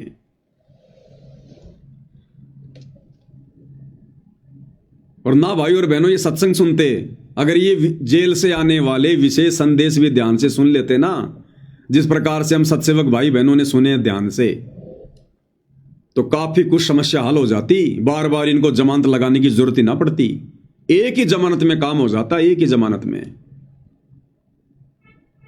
गुरुदेव भगवान ने क्या कहा हिसार जेल से आने वाले विशेष संदेश में? अपने जेल में रहने के विषय में, क्यों गए हैं, किसने भेजा है और कब बाहर आएंगे। गुरुदेव कह रहे हैं किसी और का ब्योत नहीं है जो इस दास को जेल में बैठा दे। अपने आप को छुपाते हुए कह रहे हैं उस कबीर भगवान का आदेश है, उनकी रजा से मैं जेल में बैठा हूं, और जब उनकी दया होगी तभी मैं बाहर आऊंगा। फिर तुम क्यों बार बार जमानत लगा रहे हो? गुरुजी से तुम ये अर्ज करो कि गुरुजी आप अपने कबीर भगवान को प्रसन्न करो। और हमें यह बता दो कि कब आपकी जमानत होगी। लेकिन भैया कबीर भगवान कब प्रसन्न होगा? आप लोगों के अनुसार सतगुरु रामपाल जी पर कबीर भगवान कब प्रसन्न होगा? वो तो प्रसन्न ही है, लेकिन गुरु कब प्रसन्न होगा? जब संगत अपने गुरु को प्रसन्न करने वाले कार्य करेगी। तो क्या कह रहे हैं गुरुदेव भगवान? क्या तुम ये सत्संग नहीं सुनते? गुरुदेव कह रहे हैं उस परमात्मा के हुक्म से, उनके आदेश से बैठा हूं। उन्होंने मौका दिया मुझे जेल में बैठने का, उनके आदेश से, और जब उनका आदेश होगा तभी बाहर आऊंगा। फिर क्यों जमानत पे जमानत, जमानत पे जमानत? क्यों भक्तों का पैसा बर्बाद कर रहे हो इन कोर्टों में जमानत लगवा लगवा के? क्यों संगत को मूर्ख बना रहे हो? गुरुजी आ रहे हैं, गुरुजी आ रहे हैं, गुरुजी आ रहे हैं। क्या कह रहे हैं परमात्मा? आपको समझाने के लिए, आपकी बुद्धि का विकास करने के लिए ये रह रह के सत्संग सुनाए जा रहे। आप इनको बहुत गौर से सुना करो। गौर से एक तो बात देखो, थोड़ा सा विचार करो। अब सुनो। अब परमात्मा की रजा हुई दास को कहाँ रखा गया है? जेल में। ये उसका आदेश है, किसी और का ब्योत नहीं। ऐसा कुछ करते। अब परमात्मा की रजा हुई दास को कहाँ रखा गया है? ये उसका आदेश है, किसी और का ब्योत नहीं। ऐसा कुछ करते। अब परमात्मा की रजा हुई दास को कहाँ रखा गया है? जेल। ये उसका आदेश है, किसी और का ब्योत नहीं। ऐसा क्या कह रहे हैं गुरुदेव भगवान? ये उसका आदेश है, अपने आप को छुपा कर कह रहे हैं कि उस कबीर भगवान का आदेश है, किसी और का ब्योत नहीं है। यानी किसी और की औकात नहीं है, ना किसी जज की, ना किसी प्रशासन की, जो उनको जेल में बैठा दे। कह रहे हैं ये उनका आदेश है, किसी और का ब्योत नहीं है, किसी और की औकात नहीं है जो ऐसा कर दे। अरे तो आश्रम वालों, गुरुजी से प्रार्थना करो कि गुरुजी आप अपने कबीर भगवान से पूछो, फिर आपकी जमानत कबीर भगवान कौन से दिन करवाएंगे, और आप हमें बताओ, फिर उसी दिन हम जमानत लगा दें। अब उसी की कृपा से आपको प्रिय अमृत वर्षा कराई जा रही है। और कहां से हो रही है? कदे स्वप्न भी ना लेना इन बातों के। और ये ज्यादा नहीं हुआ करती। और इसमें भी आनाकानी रखते हो, सत्संग सुनने में आलस करते हो, टाइम नहीं है, काम हो गया था, तो फिर अभी आप बहुत कच्चे हो, बहुत कच्चे हो। कच्चा हीरा करते हुए नहीं सह गणमार, ऐसा यौमन हो रहे तो लेखा ले करतार। तो इसलिए आपको पक्का हीरा बनाने के लिए ये सत्संग छुड़ाया जाता है। अरे कम से कम ये हिसार जेल वाले विशेष संदेश ही सुन लेते भाई, आश्रम वालों, तो तुम्हें बार बार जमानत लगाने की जरूरत नहीं पड़ती। सत्संग में गुरुदेव ने क्लियर कर दिया कि दास को कहां रखा गया है। यानी जेल का नाम तो नहीं लेंगे गुरुदेव, क्योंकि जेल से आ रहे सत्संग, कि दास को कहां रखा गया है, तो वो तो आप और हमें पता कि कहां रखा गया है। और कह रहे हैं ये उसका आदेश है, अपने आप को छुपा कर कह रहे हैं गुरुदेव भगवान कि ये उस कबीर भगवान का आदेश है, किसी और का ब्योत नहीं है जो ऐसा कर दे।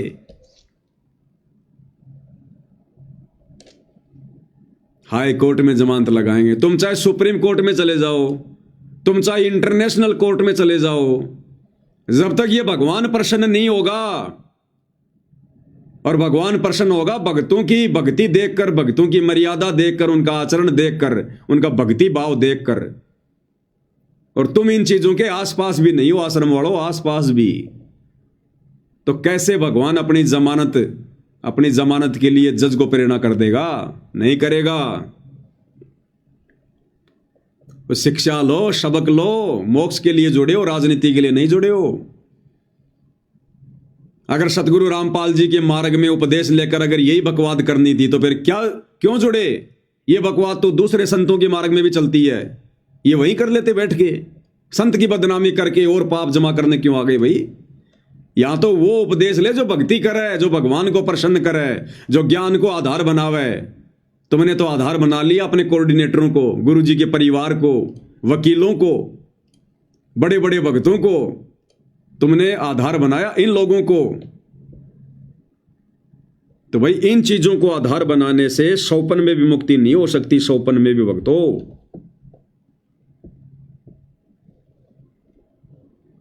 अब तुम्हें किस विधि से समझाएं?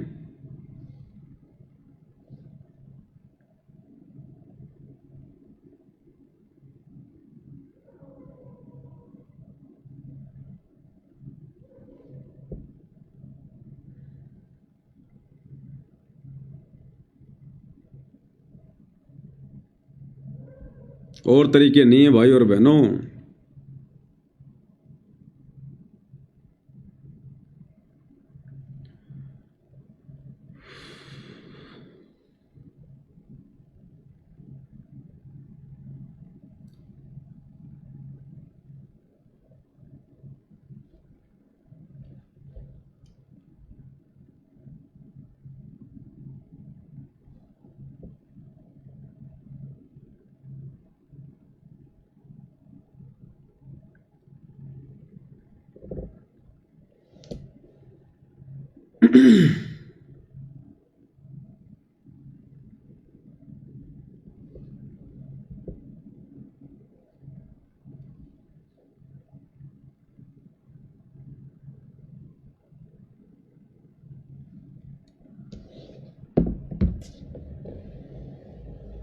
हम सत्सेवक भाई बहनों ने तो एक शब्द के माध्यम से भी इस नादान संगत को समझाने का प्रयास किया कि भाई भक्ति करो, बकवाद मत करो। गुरुजी आएंगे, कल को क्या मुंह दिखाओगे, क्या जवाब दोगे जब गुरुदेव भगवान पूछेंगे कि मेरी गैर हाजिरी में तुमने क्या किया, भक्ति करी या बकवाद करी। कबीर साईं मिलेंगे पूछेंगे कुशलात, आदि अंत की सब कहूं अपने दिल की बात। अरे क्या मुंह लेकर खड़े होगे? अरे गुरु को हिसार जेल से बाहर आने के लिए वो कहां रहेंगे? उसके लिए उनको मकानों की जरूरत नहीं है जो तुम 5-5 मंजिल की बिल्डिंग बना रहे हो। वही बरवाला वाली हरकतें, वही 5 मंजिल की बिल्डिंग, टाइल मार्बल चिप्स लगा के स्टेज के पीछे गुरुजी की आड़ में और मौज मस्ती करनी तुमने खुद ने। परमात्मा यहां पर टाइल मार्बल के मकान जो है बनवाने के लिए आता है क्या इस गंदे लोक में? अपने भक्तों को भी परमात्मा कहते हैं साधारण सा मकान बनाओ, झोपड़ी डाल लो, भक्ति करनी है केवल। को बरवाला आश्रम में 5 मंजिल का टाइल मार्बल का आलीशान महल बनाने का आदेश गुरुदेव देंगे? आड़ गुरुजी की मौज मस्ती खुद करो।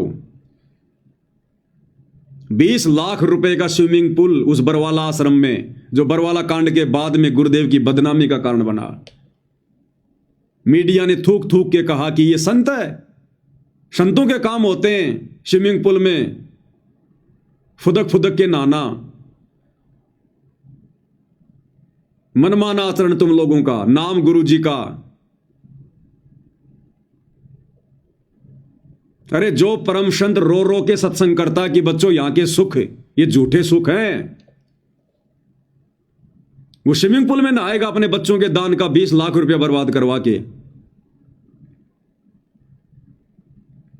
उनकी आंखों के सामने उनके लाखों बच्चे, हजारों बच्चे जो बरवाड़ा आश्रम में जाते थे, वो बेचारे बाथरूमों में नहाया करते थे। और ये बाप, ये समर्थ, ये उस स्विमिंग पूल में नहाएगा। सारा मनमाना आचरण इन लोगों का, और ये सारी चीजें फिर बरवाला कांड में बदनामी का कारण बनी। और वो ही काम इन्होंने धनाना में शुरू कर दिया, दूसरे आश्रमों में शुरू कर दिया। स्टेज के पीछे कोई 3-3 मंजिल की, कोई 5-5 मंजिल की, और नाम क्या कह रहे हैं? गुरुजी का निवास बन रहा है। गुरुजी जब आएंगे तो गुरुजी का आवास बन रहा है। अरे गुरुजी 200-400 फुट के नहीं है, इस कार्डलॉक के अनुसार लीला कर रहे हैं।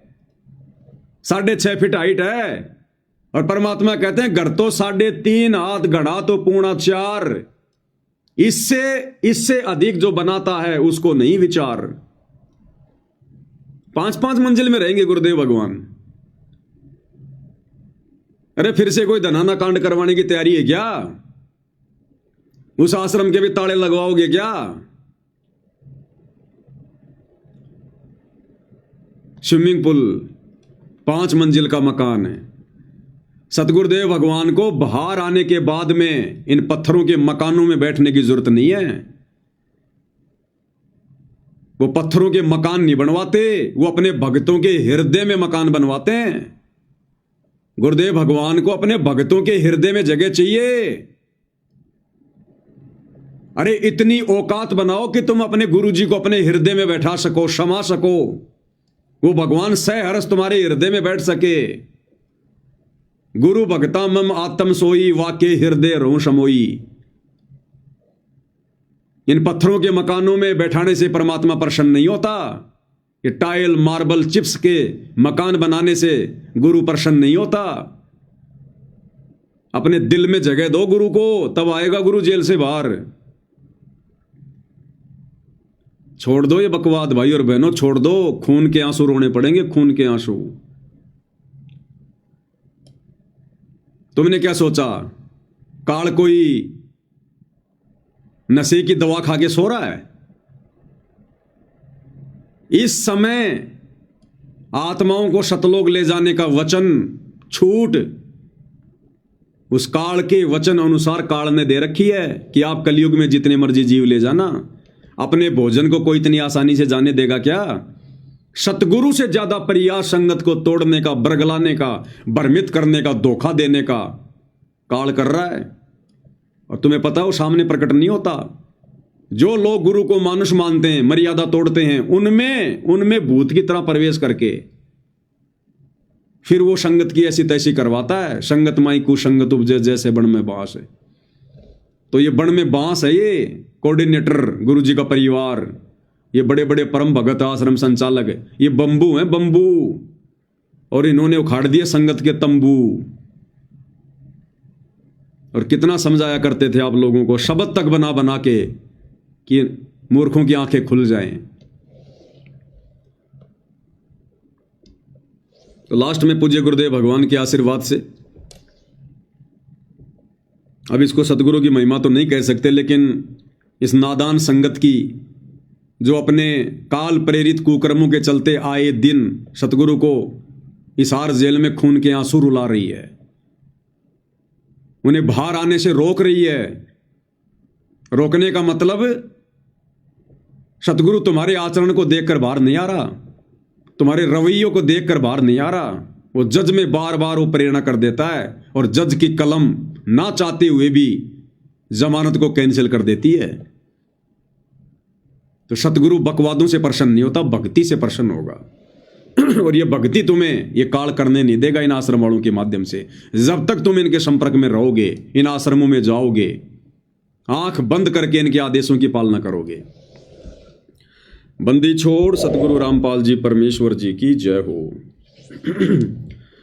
भक्तो भक्ति करो, बकवाद नहीं आएंगे गुरु जी कभी ना कभी।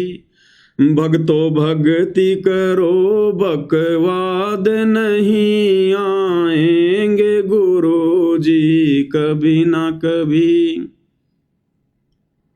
फिर क्या चेहरा दिखलाओगे जब पूछेंगे गुरु जी कभी ना कभी।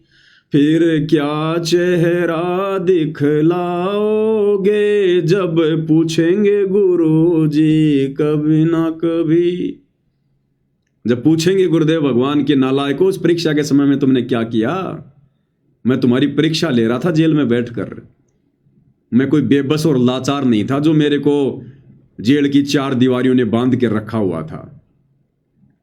फिर क्या जवाब दोगे अपने इन तमाम वर्तमान कुकर्मों को लेकर? भक्तो भक्ति करो, बकवाद नहीं आएंगे गुरु जी कभी ना कभी। फिर क्या चेहरा दिखलाओगे जब पूछेंगे गुरु जी कभी ना कभी। तूने दान दिया, चाहे खून दिया, चाहे वोट दिया हो, कभी ना कभी। रक्तदान रक्तदान, दे दान दे दान, अरे ये दे उस भगवान ने हमें दान में दी है भक्ति करने के लिए, तुम अधिकारी नहीं हो ये दे दान करने का, रक्त दान करने का। जिसको रक्त चाहिए सतगुरु से नाम उपदेश लेके भक्ति करे, बिना रक्त के परमात्मा शरीर चला देगा। तुम क्यों अपना खून बहा रहे हो फालतू में? एक तरफ तो ये आश्रम वाले तुम्हें दान धर्म से चूस रहे, ऊपर से तुम्हारा खून निकलवा रहे, फिर भी तुम्हारी समझ में नहीं आ रहा। Blood donation camp, blood donation camp, किनको चढ़ेगा वो खून? बकवादियों को। तुम्हारा खून चढ़वा कर जीवन प्राप्त करके और बकवाद करेगी दुनिया, और दोषी बनोगे तुम। क्या आवश्यकता तुम्हें दे दान करने की? यही फंसा लेगा काल। मर गए, दे दान कर दिया, तुम्हारी वो किडनी निकाल ली गई। और किडनी ज्यादातर ये किसको चढ़ाई जाती है? शराबी को, जो शराब पी पी के नशा कर करके किडनियां खराब कर लेता है। पैसों के लोगों के पास कमी नहीं, 50-50 लाख रुपए दे के लोग अपनी नई किडनी चेंज करवा लेते हैं।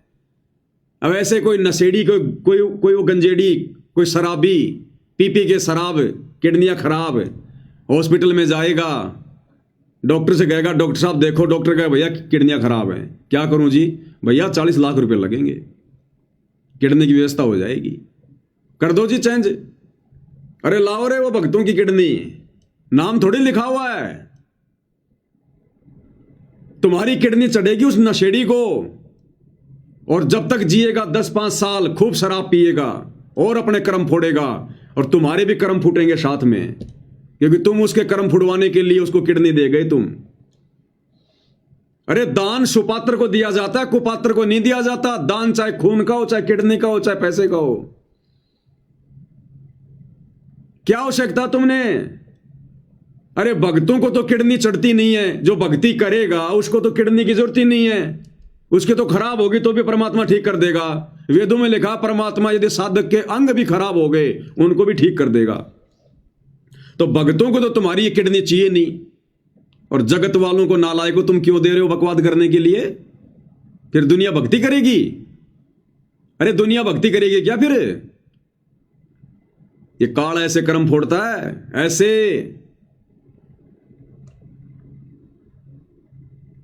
तूने दान दिया चाहे खून दिया, लेकिन तूने सब कुछ कुपात्रों को दिया, कुपात्रों को।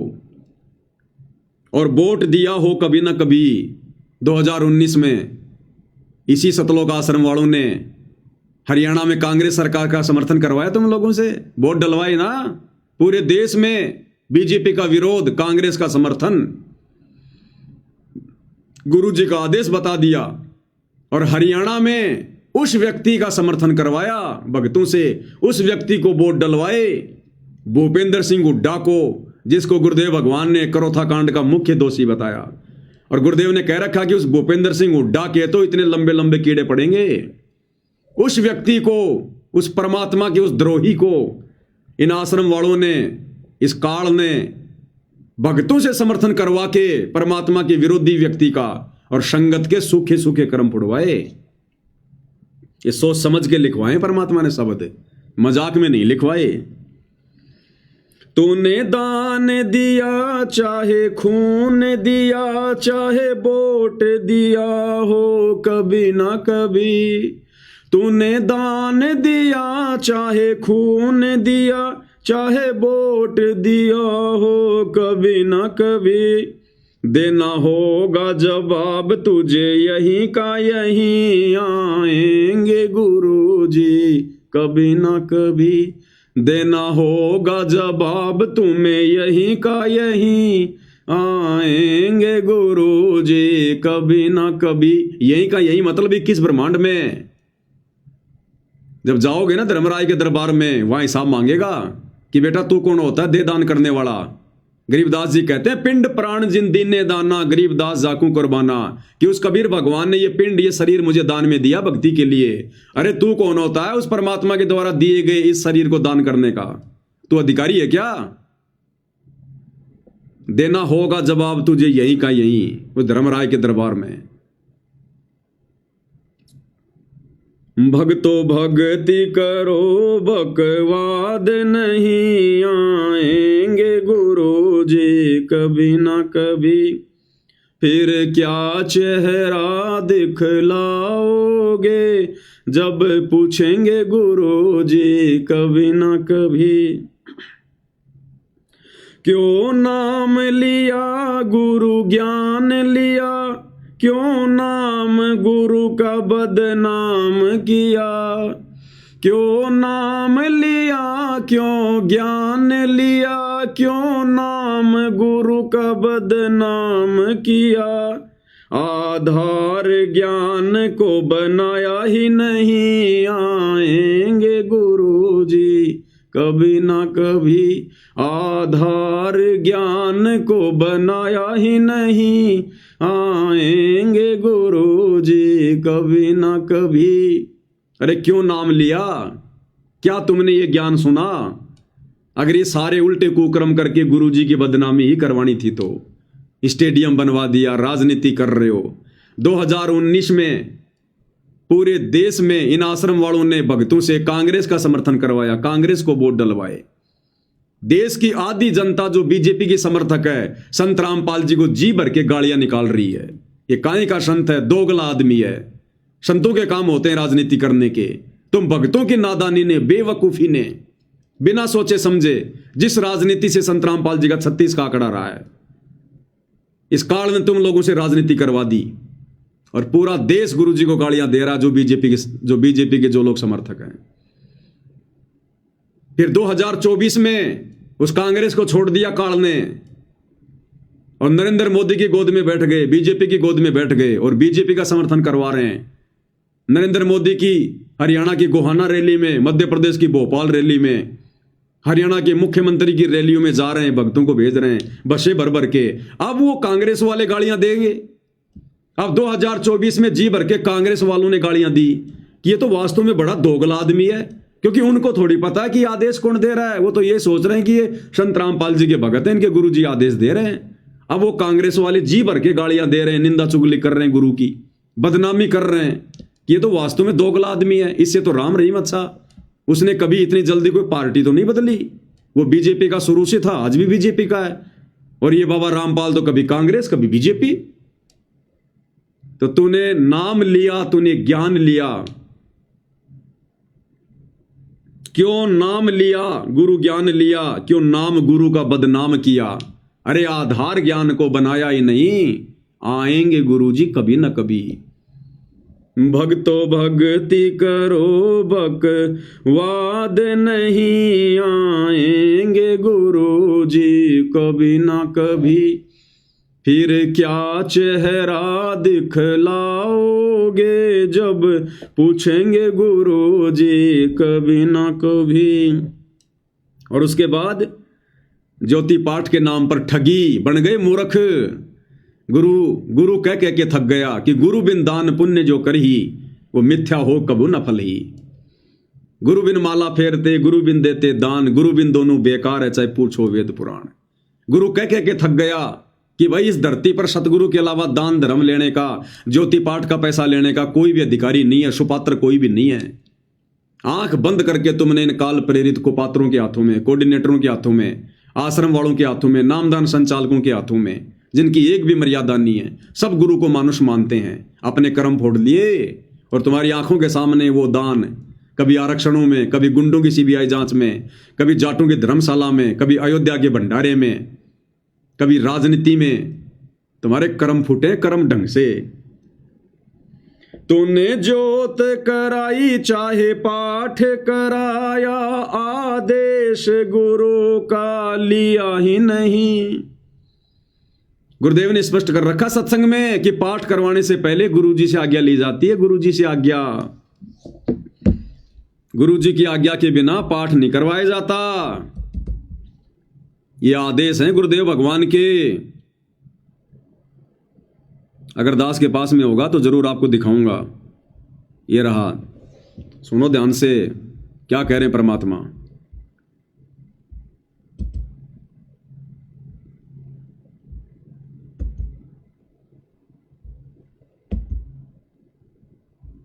बिन दान पुण्य जो करे। गुरुदेव कह रहे हैं पाठ करवाने से पहले गुरु से आदेश लेना पड़ता है। अरे गुरुजी तो 2014 से हिसार जेल में बैठे हैं और कई लाखों भक्तों ने पाठ करवाए, ज्योतियां करवाई है। और कितने लोग गए हिसार जेल में आदेश लेने के लिए? कितने लोग गए गुरुजी से हिसार जेल में आदेश लेने के लिए कि गुरुजी इन आश्रमों में इन भक्तों को पाठ करवाएं या ना करवाएं?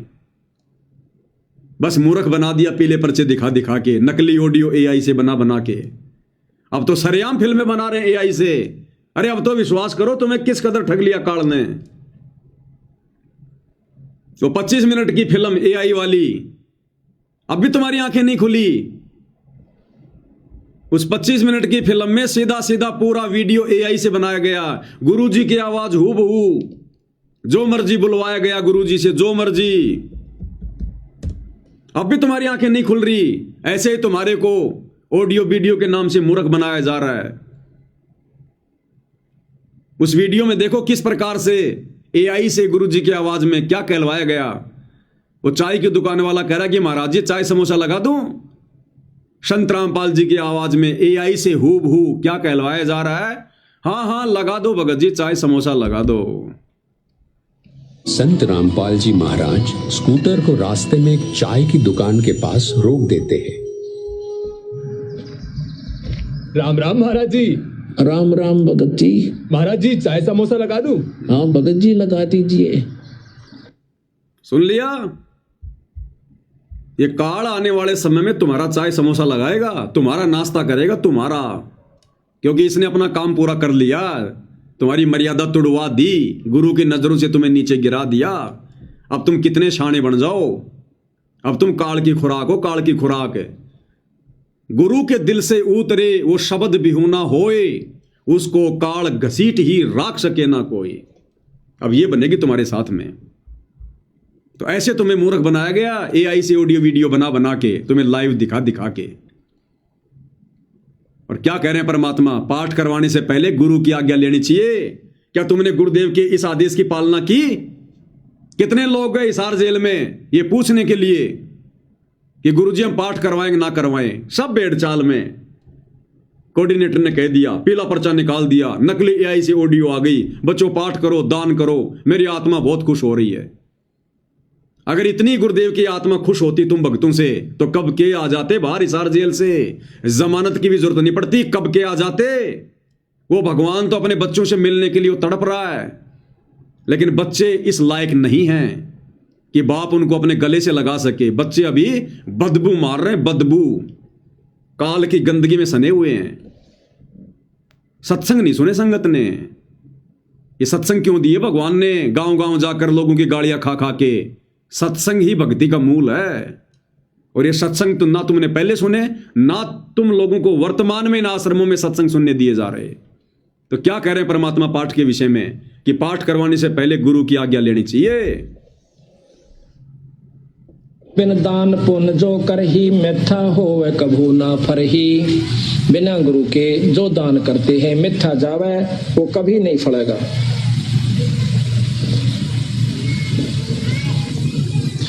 गुरु बिन होम यज्ञ जो साधे, और 10 मन पातक लागे। गुरु बिन कोई पाठ कोई हवन ये नहीं करवाना चाहिए, गुरु की आज्ञा लेकर फिर करवाना चाहिए। सुन लिया? जिसके सिर पर कृपा गुरु की, वो दुख कैसे पाएगा।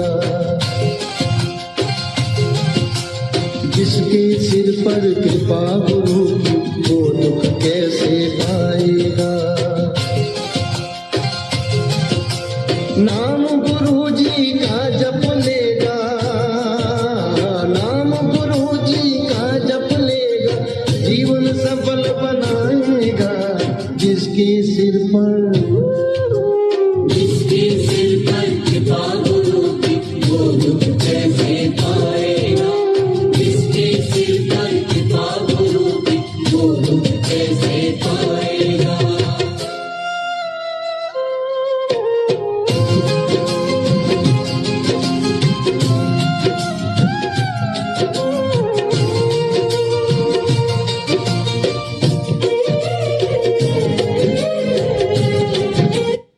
ऐसे वीडियो बना बना के तुम लोगों को समझाया करते थे, ऐसे वीडियो बना बना के दिन रात आंखें फाड़ फाड़ के। हमारा कोई स्वार्थ नहीं है, हमें तुम ज्योति पाठ और दान के पैसे नहीं दे रहे आश्रम वालों।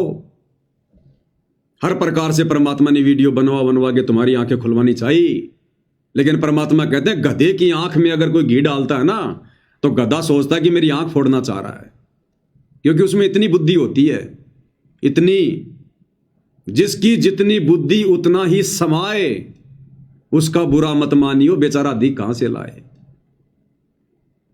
तो मालिक ने कोई कमी नहीं छोड़वाई अपने सत्सेवक बच्चों के माध्यम से तुम आश्रम वालों की आंखें खुलवाने में। तो पाठ के विषय में क्या सुना आपने, एक बार फिर से सुन लो। गुरुदेव कहते हैं पहले गुरु की आज्ञा लेनी चाहिए, उसके बाद में पाठ करवाना चाहिए। बिन दान पुण्य जो कर ही मिथ्या होवे कभू ना फरही। बिना गुरु के जो दान करते हैं मिथ्या जावे, वो कभी नहीं फलेगा।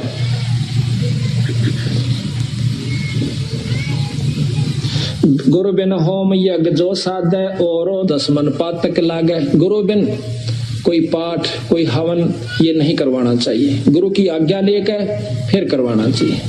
आ गया समझ में? सिर पर लिया गया किसी ने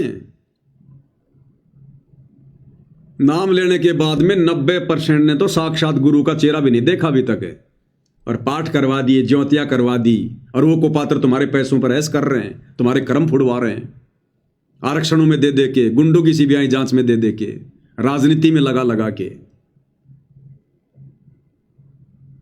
और कहते हैं दान धर्म करने से तो आत्मा में निर्मलता आती है, पाप कटते हैं। तुम्हारे सिर पर तो पाप और ज्यादा बढ़ रहे हैं, तुम्हारी आत्मा निर्मल नहीं, तुम्हारी आत्मा तो और ज्यादा जो है पत्थर जैसी बनती हुई जा रही है। तुम आश्रम वाले भक्तों का आचार विचार व्यवहार बोलचाल और साथ संगति वाले भक्तों का आचार विचार व्यवहार बोलचाल रात दिन का अंतर है। पाठ करवाते करवाते भी तुम आश्रम वालों का व्यवहार उस कव्य जैसा है, भक्तों को गाली गलौज करना, किसी की बात नहीं सुनना, मार पिटाई करना भक्तों के साथ में। तो ये दान धर्म तुम्हारा कहां काम कर रहा है, जबकि गुरु जी कहते हैं दान करने से तो आत्मा में निर्मलता आती है, और तुम तो वज्र के जैसे बनते जा रहे हो, वज्र के जैसे, क्योंकि तुम्हारा ये ज्योति पाठ सफल नहीं है। गुरु की आज्ञा तोड़ के, गुरु के सत्संगों के विरुद्ध, और राजनीतियां करने वालों का और करवाने वालों का पाठ कभी सफल होता है? राजनीति में शामिल होने वाले तो पाठ करवा रहे हैं, और राजनेताओं के तलवे चाटने वाले आश्रमों में बैठकर पाठ कर रहे हैं। बहुत जल्दी जाओगे दोनों स्वर्ग में, बहुत जल्दी। स्पेशल विमान आएगा तुम्हारे लिए तो सतलोक से, स्पेशल। तो परमेश्वर ने किस कदर हर पॉइंट पर भक्तों की आंखें खुलवाने का प्रयास किया, लेकिन भाई परमात्मा कहते हैं भाई जैसे सूरज के आगे बदरा ऐसे कर्म छयारे, और प्रेम की पवन करे चित मंजन झिलके तेज नयारे। तो प्यार की पवन नहीं चली तुम्हारी, तुम्हारे पाप कर्म नहीं कटे भाई। तो ये दान धर्म भी तुम लोगों ने सोच समझ के नहीं दिया, ज्ञान की कमी के कारण। तूने जोत कराई चाहे पाठ कराया, आदेश गुरु का लिया ही नहीं। तूने जोत कराई चाहे पाठ कराया, आदेश गुरु का लिया ही नहीं। धन सोच समझ के दिया ही नहीं, आएंगे गुरु जी कभी ना कभी। धन सोच समझ के दिया ही नहीं, आएंगे गुरु जी कभी ना कभी। अरे गुरुदेव कहते हैं पात्र को पात्र विचार के ताही दीजिए दान, कि पात्र और कुपात्र का विचार करके उसके बाद में दान धर्म देना चाहिए। लेकिन तुम लोगों ने तो आंखें बंद करके अपने कर्म फुड़वाए। भक्तो भक्ति करो बकवाद नहीं, आएंगे गुरु जी कभी ना कभी। फिर क्या चेहरा दिख लाओगे जब पूछेंगे गुरु जी कभी ना कभी। और 2014 के बाद में आंख बंद करके आश्रम वालों के आदेशों पर इन आश्रमों में जाना, कभी सिंहपुरा में, कभी रोहतक में, कभी मुंडका में, और खा खा के धक्के अपनी दुर्गति करवा के, और भक्ति से दूर होके बैठे हो। आज तुम भक्ति से दूर होके शतलोक आश्रमों से जुड़े हुए एक भी व्यक्ति को आत्मिक शांति नहीं है। एक भी व्यक्ति को किसी न किसी बात को लेकर जरूर परेशान है, जरूर दुखी है, मानसिक टेंशन है, संसार में रमा हुआ है, घुसा हुआ है, पैसे कमाने में दौड़ लगा रखी है, क्योंकि काल बैठा सिर पर, भक्ति नहीं करने देगा। और खाओ धक्के इन आश्रमों में। तुम्हारा घर तो शमशान घाट है। अरे जिस घर में तुमने दरबार लगा रखा, ज्योति लगा रखी है, दंडवत करते हो, आरती करते हो, सत्संग सुनते हो, शमशान घाट है क्या? वो आश्रम नहीं है। लेकिन तुमने कभी अपने घर को आश्रम बनाया ही नहीं। और तारीखों पे जा जाके तुमने क्या ड्रामे किए वो तुमने देख लिए। जज का रवैया, पेशी पे गया ना मुंडका गया, रोहतक में धक्के खाए ही नहीं। धनाना से पहले इनका रोहतक में आश्रम था, सिंहपुरा में, और दिल्ली के मुंडका में तो अभी भी है, और तारीखों पर ये भेजा करते थे। पेशी पे गया ना मुंडका गया, रोहतक में धक्के खाए ही नहीं। पेशी पे गया ना मुंडका गया, रोहतक में धक्के खाए ही नहीं। गुरु दिल से दूर कभी हुआ नहीं, नहीं आएंगे गुरु जी कभी ना कभी। गुरु दिल से दूर कभी हुआ ही नहीं, आएंगे गुरु जी कभी ना कभी। अब यहां पर सत्सेवकों ने समझदारी दिखाई कि हमने तुम लोगों की तरह उन तारीखों पर, उन पेशियों पर धक्के नहीं खाए, उन आश्रमों में जा जाके धक्के नहीं खाए, दान धर्म के नाम पर नहीं लुटे, कुपात्रों को देकर अपने कर्म नहीं फोड़े। और हमारा गुरु तो सदा हमारे दिल में बसता है। घटी में गंगा, घटी में जमुना, घटी में जगदीश। गुरु भगता मम आत्म सोई, वाके हृदय रो सोई। जो गुरु के पक्के भगत हैं, परमात्मा उनके हृदय में निवास करता है। तो आज तो तुम्हारी आंखें बंद हैं, आने वाले दिनों में पता चलेगा गुरुमुखी कौन है और गुरुद्रोही कौन है। जिनको तुम पक्के गुरु भगत मान के बैठे हो, ये पक्के काल के एजेंट हैं। और जिनको तुम गुरुद्रोही समझ रहे हो, साथ संगत वालों को, इनसे बढ़कर संसार में परमात्मा की आत्मा नहीं है। तो हम नहीं गए, पेशी पे गया ना मुंडका गया, रोहतक में धक्के खाए ही नहीं।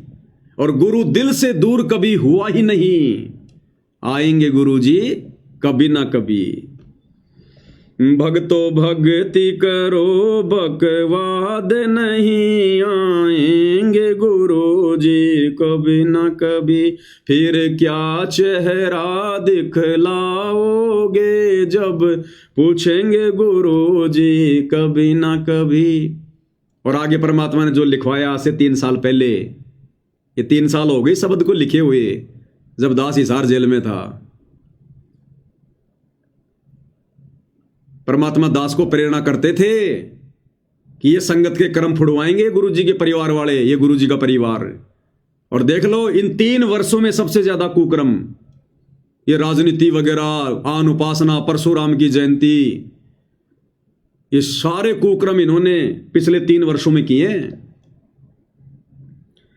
परिवार गुरु का भरमाएगा तुझे, मर्यादा तोड़ मरवाएगा तुझे। परिवार गुरु का भरमाएगा तुझे, मर्यादा तोड़ मरवाएगा तुझे। तुझे दूर गुरु से करवाएगा यही, आएंगे गुरु जी कभी ना कभी। तुझे दूर गुरु से करवाएगा यही, आएंगे गुरु जी कभी ना कभी। आज वो ही हो गए 100%। गुरु के परिवार ने भ्रमित किया और गुरु से दूर करवा दिया।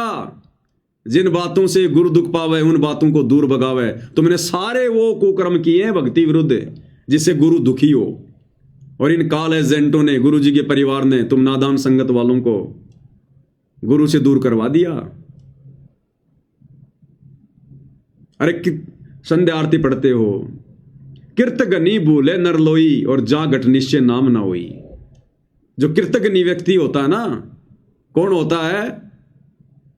जो गुरु के द्वारा किए गए उपकारों को भुला दे। तो तुम लोगों ने गुरु के उपकार भुला दिए। गुरु ने कब कहा राजनीति करने का, राजनेताओं को वोट देने का, उनकी रैलियों में जाने का, परशुराम की जयंती में जाने का? अरे गुरु तो कहते हैं 100 वर्ष सतगुरु की पूजा, एक दिन अनुपासी, वो अपराधी आत्मा पड़े काल की फांसी। परशुराम की जयंती पर जाने का तुम्हारा क्या मतलब था? काल ऐसे ही मरवाता है सूक्ष्म चाल। तो मर्यादा तोड़ मरवाएगा यही। मरवा दिया गुरु के परिवार ने तुम्हारी मर्यादा तोड़वा के। भक्तो भक्ति करो बकवाद नहीं आएंगे गुरु जी कभी न कभी। भक्तो भक्ति करो बकवाद नहीं आएंगे गुरु जी। अब सबसे बड़ी कमी क्या रही? साध संगति की। हाथ जोड़ जोड़ के विनती करते थे लास्ट में, जुड़ जाओ साध संगति से, जुड़ जाओ। कोई आधार कार्ड जमा नहीं करवाना, कोई फॉर्म नहीं भरना, कोई तुमसे पैसे नहीं ले रहे, कोई ज्योति पाठ दान का पैसा नहीं ले रहे तुम्हारे से। अरे सिर्फ वीडियो देखने और ज्ञान को आधार बनाओ, घर बैठ के भक्ति करो। कितनी विनती की तुमसे साध संगति से जुड़ने की, तुम्हारे कान पर जू भी नहीं रहेंगी। और अब आने वाले समय में देखना जब तुम्हारी दुर्गति पे दुर्गति आऊंगी। तू साध संगत में आया ही नहीं, तूने मर्म ज्ञान का पाया ही नहीं। तू साध संगत में आया ही नहीं, तूने मर्म ज्ञान का पाया ही नहीं। तूने विश्वास गुरु पर किया ही नहीं, आएंगे गुरु जी कभी ना कभी। तूने विश्वास गुरु पर किया ही नहीं, आएंगे गुरु जी कभी ना कभी। कहां विश्वास किया संगत ने अपने गुरु पर?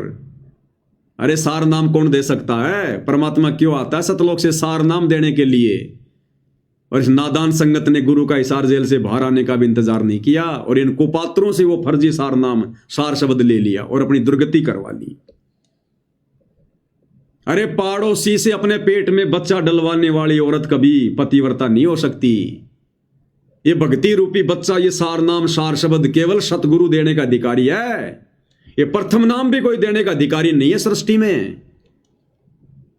सतनाम सार शब्द तो बहुत दूर की बात है। वो सार नाम देने के लिए तो भगवान सतलोक से चल के आया है। सोहम नाम हम जग में लेके आए और सार नाम हमने गुप्त छुपाए। उस गुप्त नाम को इन काल के एजेंट आश्रम वालों को देगा गुरु। एक 15 रुपए की डीवीडी में डाल के आलू टमाटर की तरह एक एक पाठ के चक्कर में बांटने के लिए देगा गुरु। क्या गुरु इनके आचरणों से वाकिफ नहीं है? गुरु को पता नहीं है इन लोगों का? इनके असंख्य जन्मों की कुंडली का पता गुरु को। यह छटनी का समय था, परीक्षा का समय था, बहुत सोच समझ के निर्णय लेना था। इन्होंने तो बकवाद करनी थी काल प्रेरणा से, और सतगुरु ने भी भक्तों की परीक्षा लेनी थी कि कौन मेरे ज्ञान को समझा। और पड़ोसियों से जाके पेट में बच्चा डलवा लिया। अब वो बच्चा किसका कहलाएगा? अरे वेश्या के बच्चे को कौन अपना नाम देता भाई? वेश्या के बच्चे को कोई अपना नाम देता है क्या? तुम्हारी वो दुर्गति कर दी इन आश्रम वालों ने। 2014 बरवाला कांड के बाद ये सार नाम और सार शब्द जिन जिन लोगों ने लिया है, प्रथम नाम और सतनाम तक तो कोई बात नहीं, लेकिन सार नाम और सार शब्द जिन जिन लोगों ने लिया है उन्होंने अविश्वास प्रकट किया है कि ना जाने गुरु जी आएंगे कि नहीं आएंगे। अरे गुरु फिर यहां पर बाजरे की रखवाली करने आता है क्या? भेड़ बकरियां जो है चराने आता है क्या? अरे सार नाम ही तो देने आता है जो संसार में नहीं होता। भक्ति के मंत्रों का आविष्कार करके अपने भक्तों को देने तो आता है। वेद नहीं पढ़े क्या? जब गुरुजी ने पढ़ाए सो रहे थे क्या? अविश्वास प्रकट किया तुम लोगों ने, अविश्वास, गुरु का विश्वास तोड़ दिया तुम लोगों ने। और कहते हैं काठ की हांडी केवल एक बार चढ़ती है, दोबारा नहीं। बहुत समझाया था भाई, रो रो के समझाया करते थे। इन आश्रम वालों की गालियां खा खा के, इनके लठ खा खा के तुम्हें समझाया, जेल जा जा के तुम्हें समझाया, फिर भी तुम्हारी आंखें नहीं खुली आश्रम वालों, अंध भक्तों। अब तो तुम्हारा सब कुछ बर्बाद हो चुका है, सब कुछ। फिर भी तुम्हारे पास में समय है, जब तक गुरुदेव भगवान जेल से बाहर नहीं आते हैं। भगत बन के दिखा दो अपने भगवान को। जितनी तुमने मूर्खता की है, जितनी तुमने गलतियां की हैं जाने अनजाने में, नाक रगड़ रगड़ के माफी मांग के, और इन आश्रम वालों से सवाल जवाब करो। मुंह करके भी मत शो इन आश्रमों की तरफ जब तक सतगुरु रामपाल जी भगवान बाहर ना आ जाएं। 1 रुपया मत दो इनको, पात्रों को काट के, एजेंटों को अपने घर पे रखो। गुरु के आने के बाद देना, संकल्प कर लो। सतगुरु तुम्हारे नोट के, उन कागज के टुकड़ों का भूखा नहीं है। जिसने 21 ब्रह्मांड काल को भीख में दे रखे हैं, वो तुम्हारे पाठ का भूखा है क्या? कहते हैं साधु भूखा भाव का, धन का भूखा नहीं। जो कोई धन का भूखा वो साधु भी नहीं। धन के भूखे तो ये आश्रम वाले थे जिन्होंने तुम्हारे को चूस लिया, तुम्हारे को चूसे हुए आम की तरह। आम में से आम चूस के गुठली निकाल के कैसे वो पिचका पिचका होता है, तुम्हारी ये हालत कर दी है। लेकिन फिर भी मालिक दयालु है, जब तक इस जेल से बाहर नहीं आते हैं। अगर तुम लोगों ने फिर भी ज्ञान को आधार बनाया, साथ संगति से जुड़े, मालिक से रो रो के अपने उन तमाम कुकर्मों की जो मैनेजमेंट वालों ने तुम लोगों से करवा के मर्यादा तोड़वा दी है, अगर तुमने उनका प्रायश्चित किया और आगे से ज्ञान आधार से चले, अभी भी मालिक दयालु है।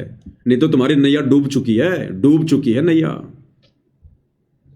तो भाई समझा सकते हैं, विनती कर सकते हैं, इससे ज्यादा कुछ नहीं। तो भाई और बहनों, परमेश्वर की बहुत बड़ी रजा, बहुत बड़ी दया। और कुछ भगत भाइयों की जो थालियां, जिन्होंने जो एड्रेस वगैरह भेज रखे हैं, भाई और बहनों, क्या कि सतगुरु महिमा की जो पुस्तकें हैं वो समाप्त हो गई हैं। तो वो पुस्तकें हमने छपने के लिए दे रखी हैं। 10-15 दिन लगेंगे कम से कम, क्योंकि बार बार फिर थोड़े भेजेंगे तुम्हें। तो पुस्तकें आ जाती हैं, क्योंकि पुस्तकें छपने में टाइम लगता है। तो 10-15 दिन के अंदर अंदर पुस्तक छप के आ जाएगी। तुरंत उसके बाद में जिन जिन भाइयों के एड्रेस आए हुए हैं, सबको थालियां बाई कोरियर भेज दी जाएगी। इसलिए थोड़ा सा धैर्य रखें, मालिक दया कर देंगे। तो भाई और बहनों, आज की साथ संगति में केवल इतना ही। परमेश्वर जी के आशीर्वाद से सतगुरुदेव भगवान हम सबको आशीर्वाद दे, हमारा मार्गदर्शन करे, हमें भक्ति मार्ग पर दृढ़ता से आगे बढ़ाए। इसके साथ साथ संगति को विराम देते हैं। बंदी छोड़ सतगुरु रामपाल जी परमेश्वर जी की जय हो।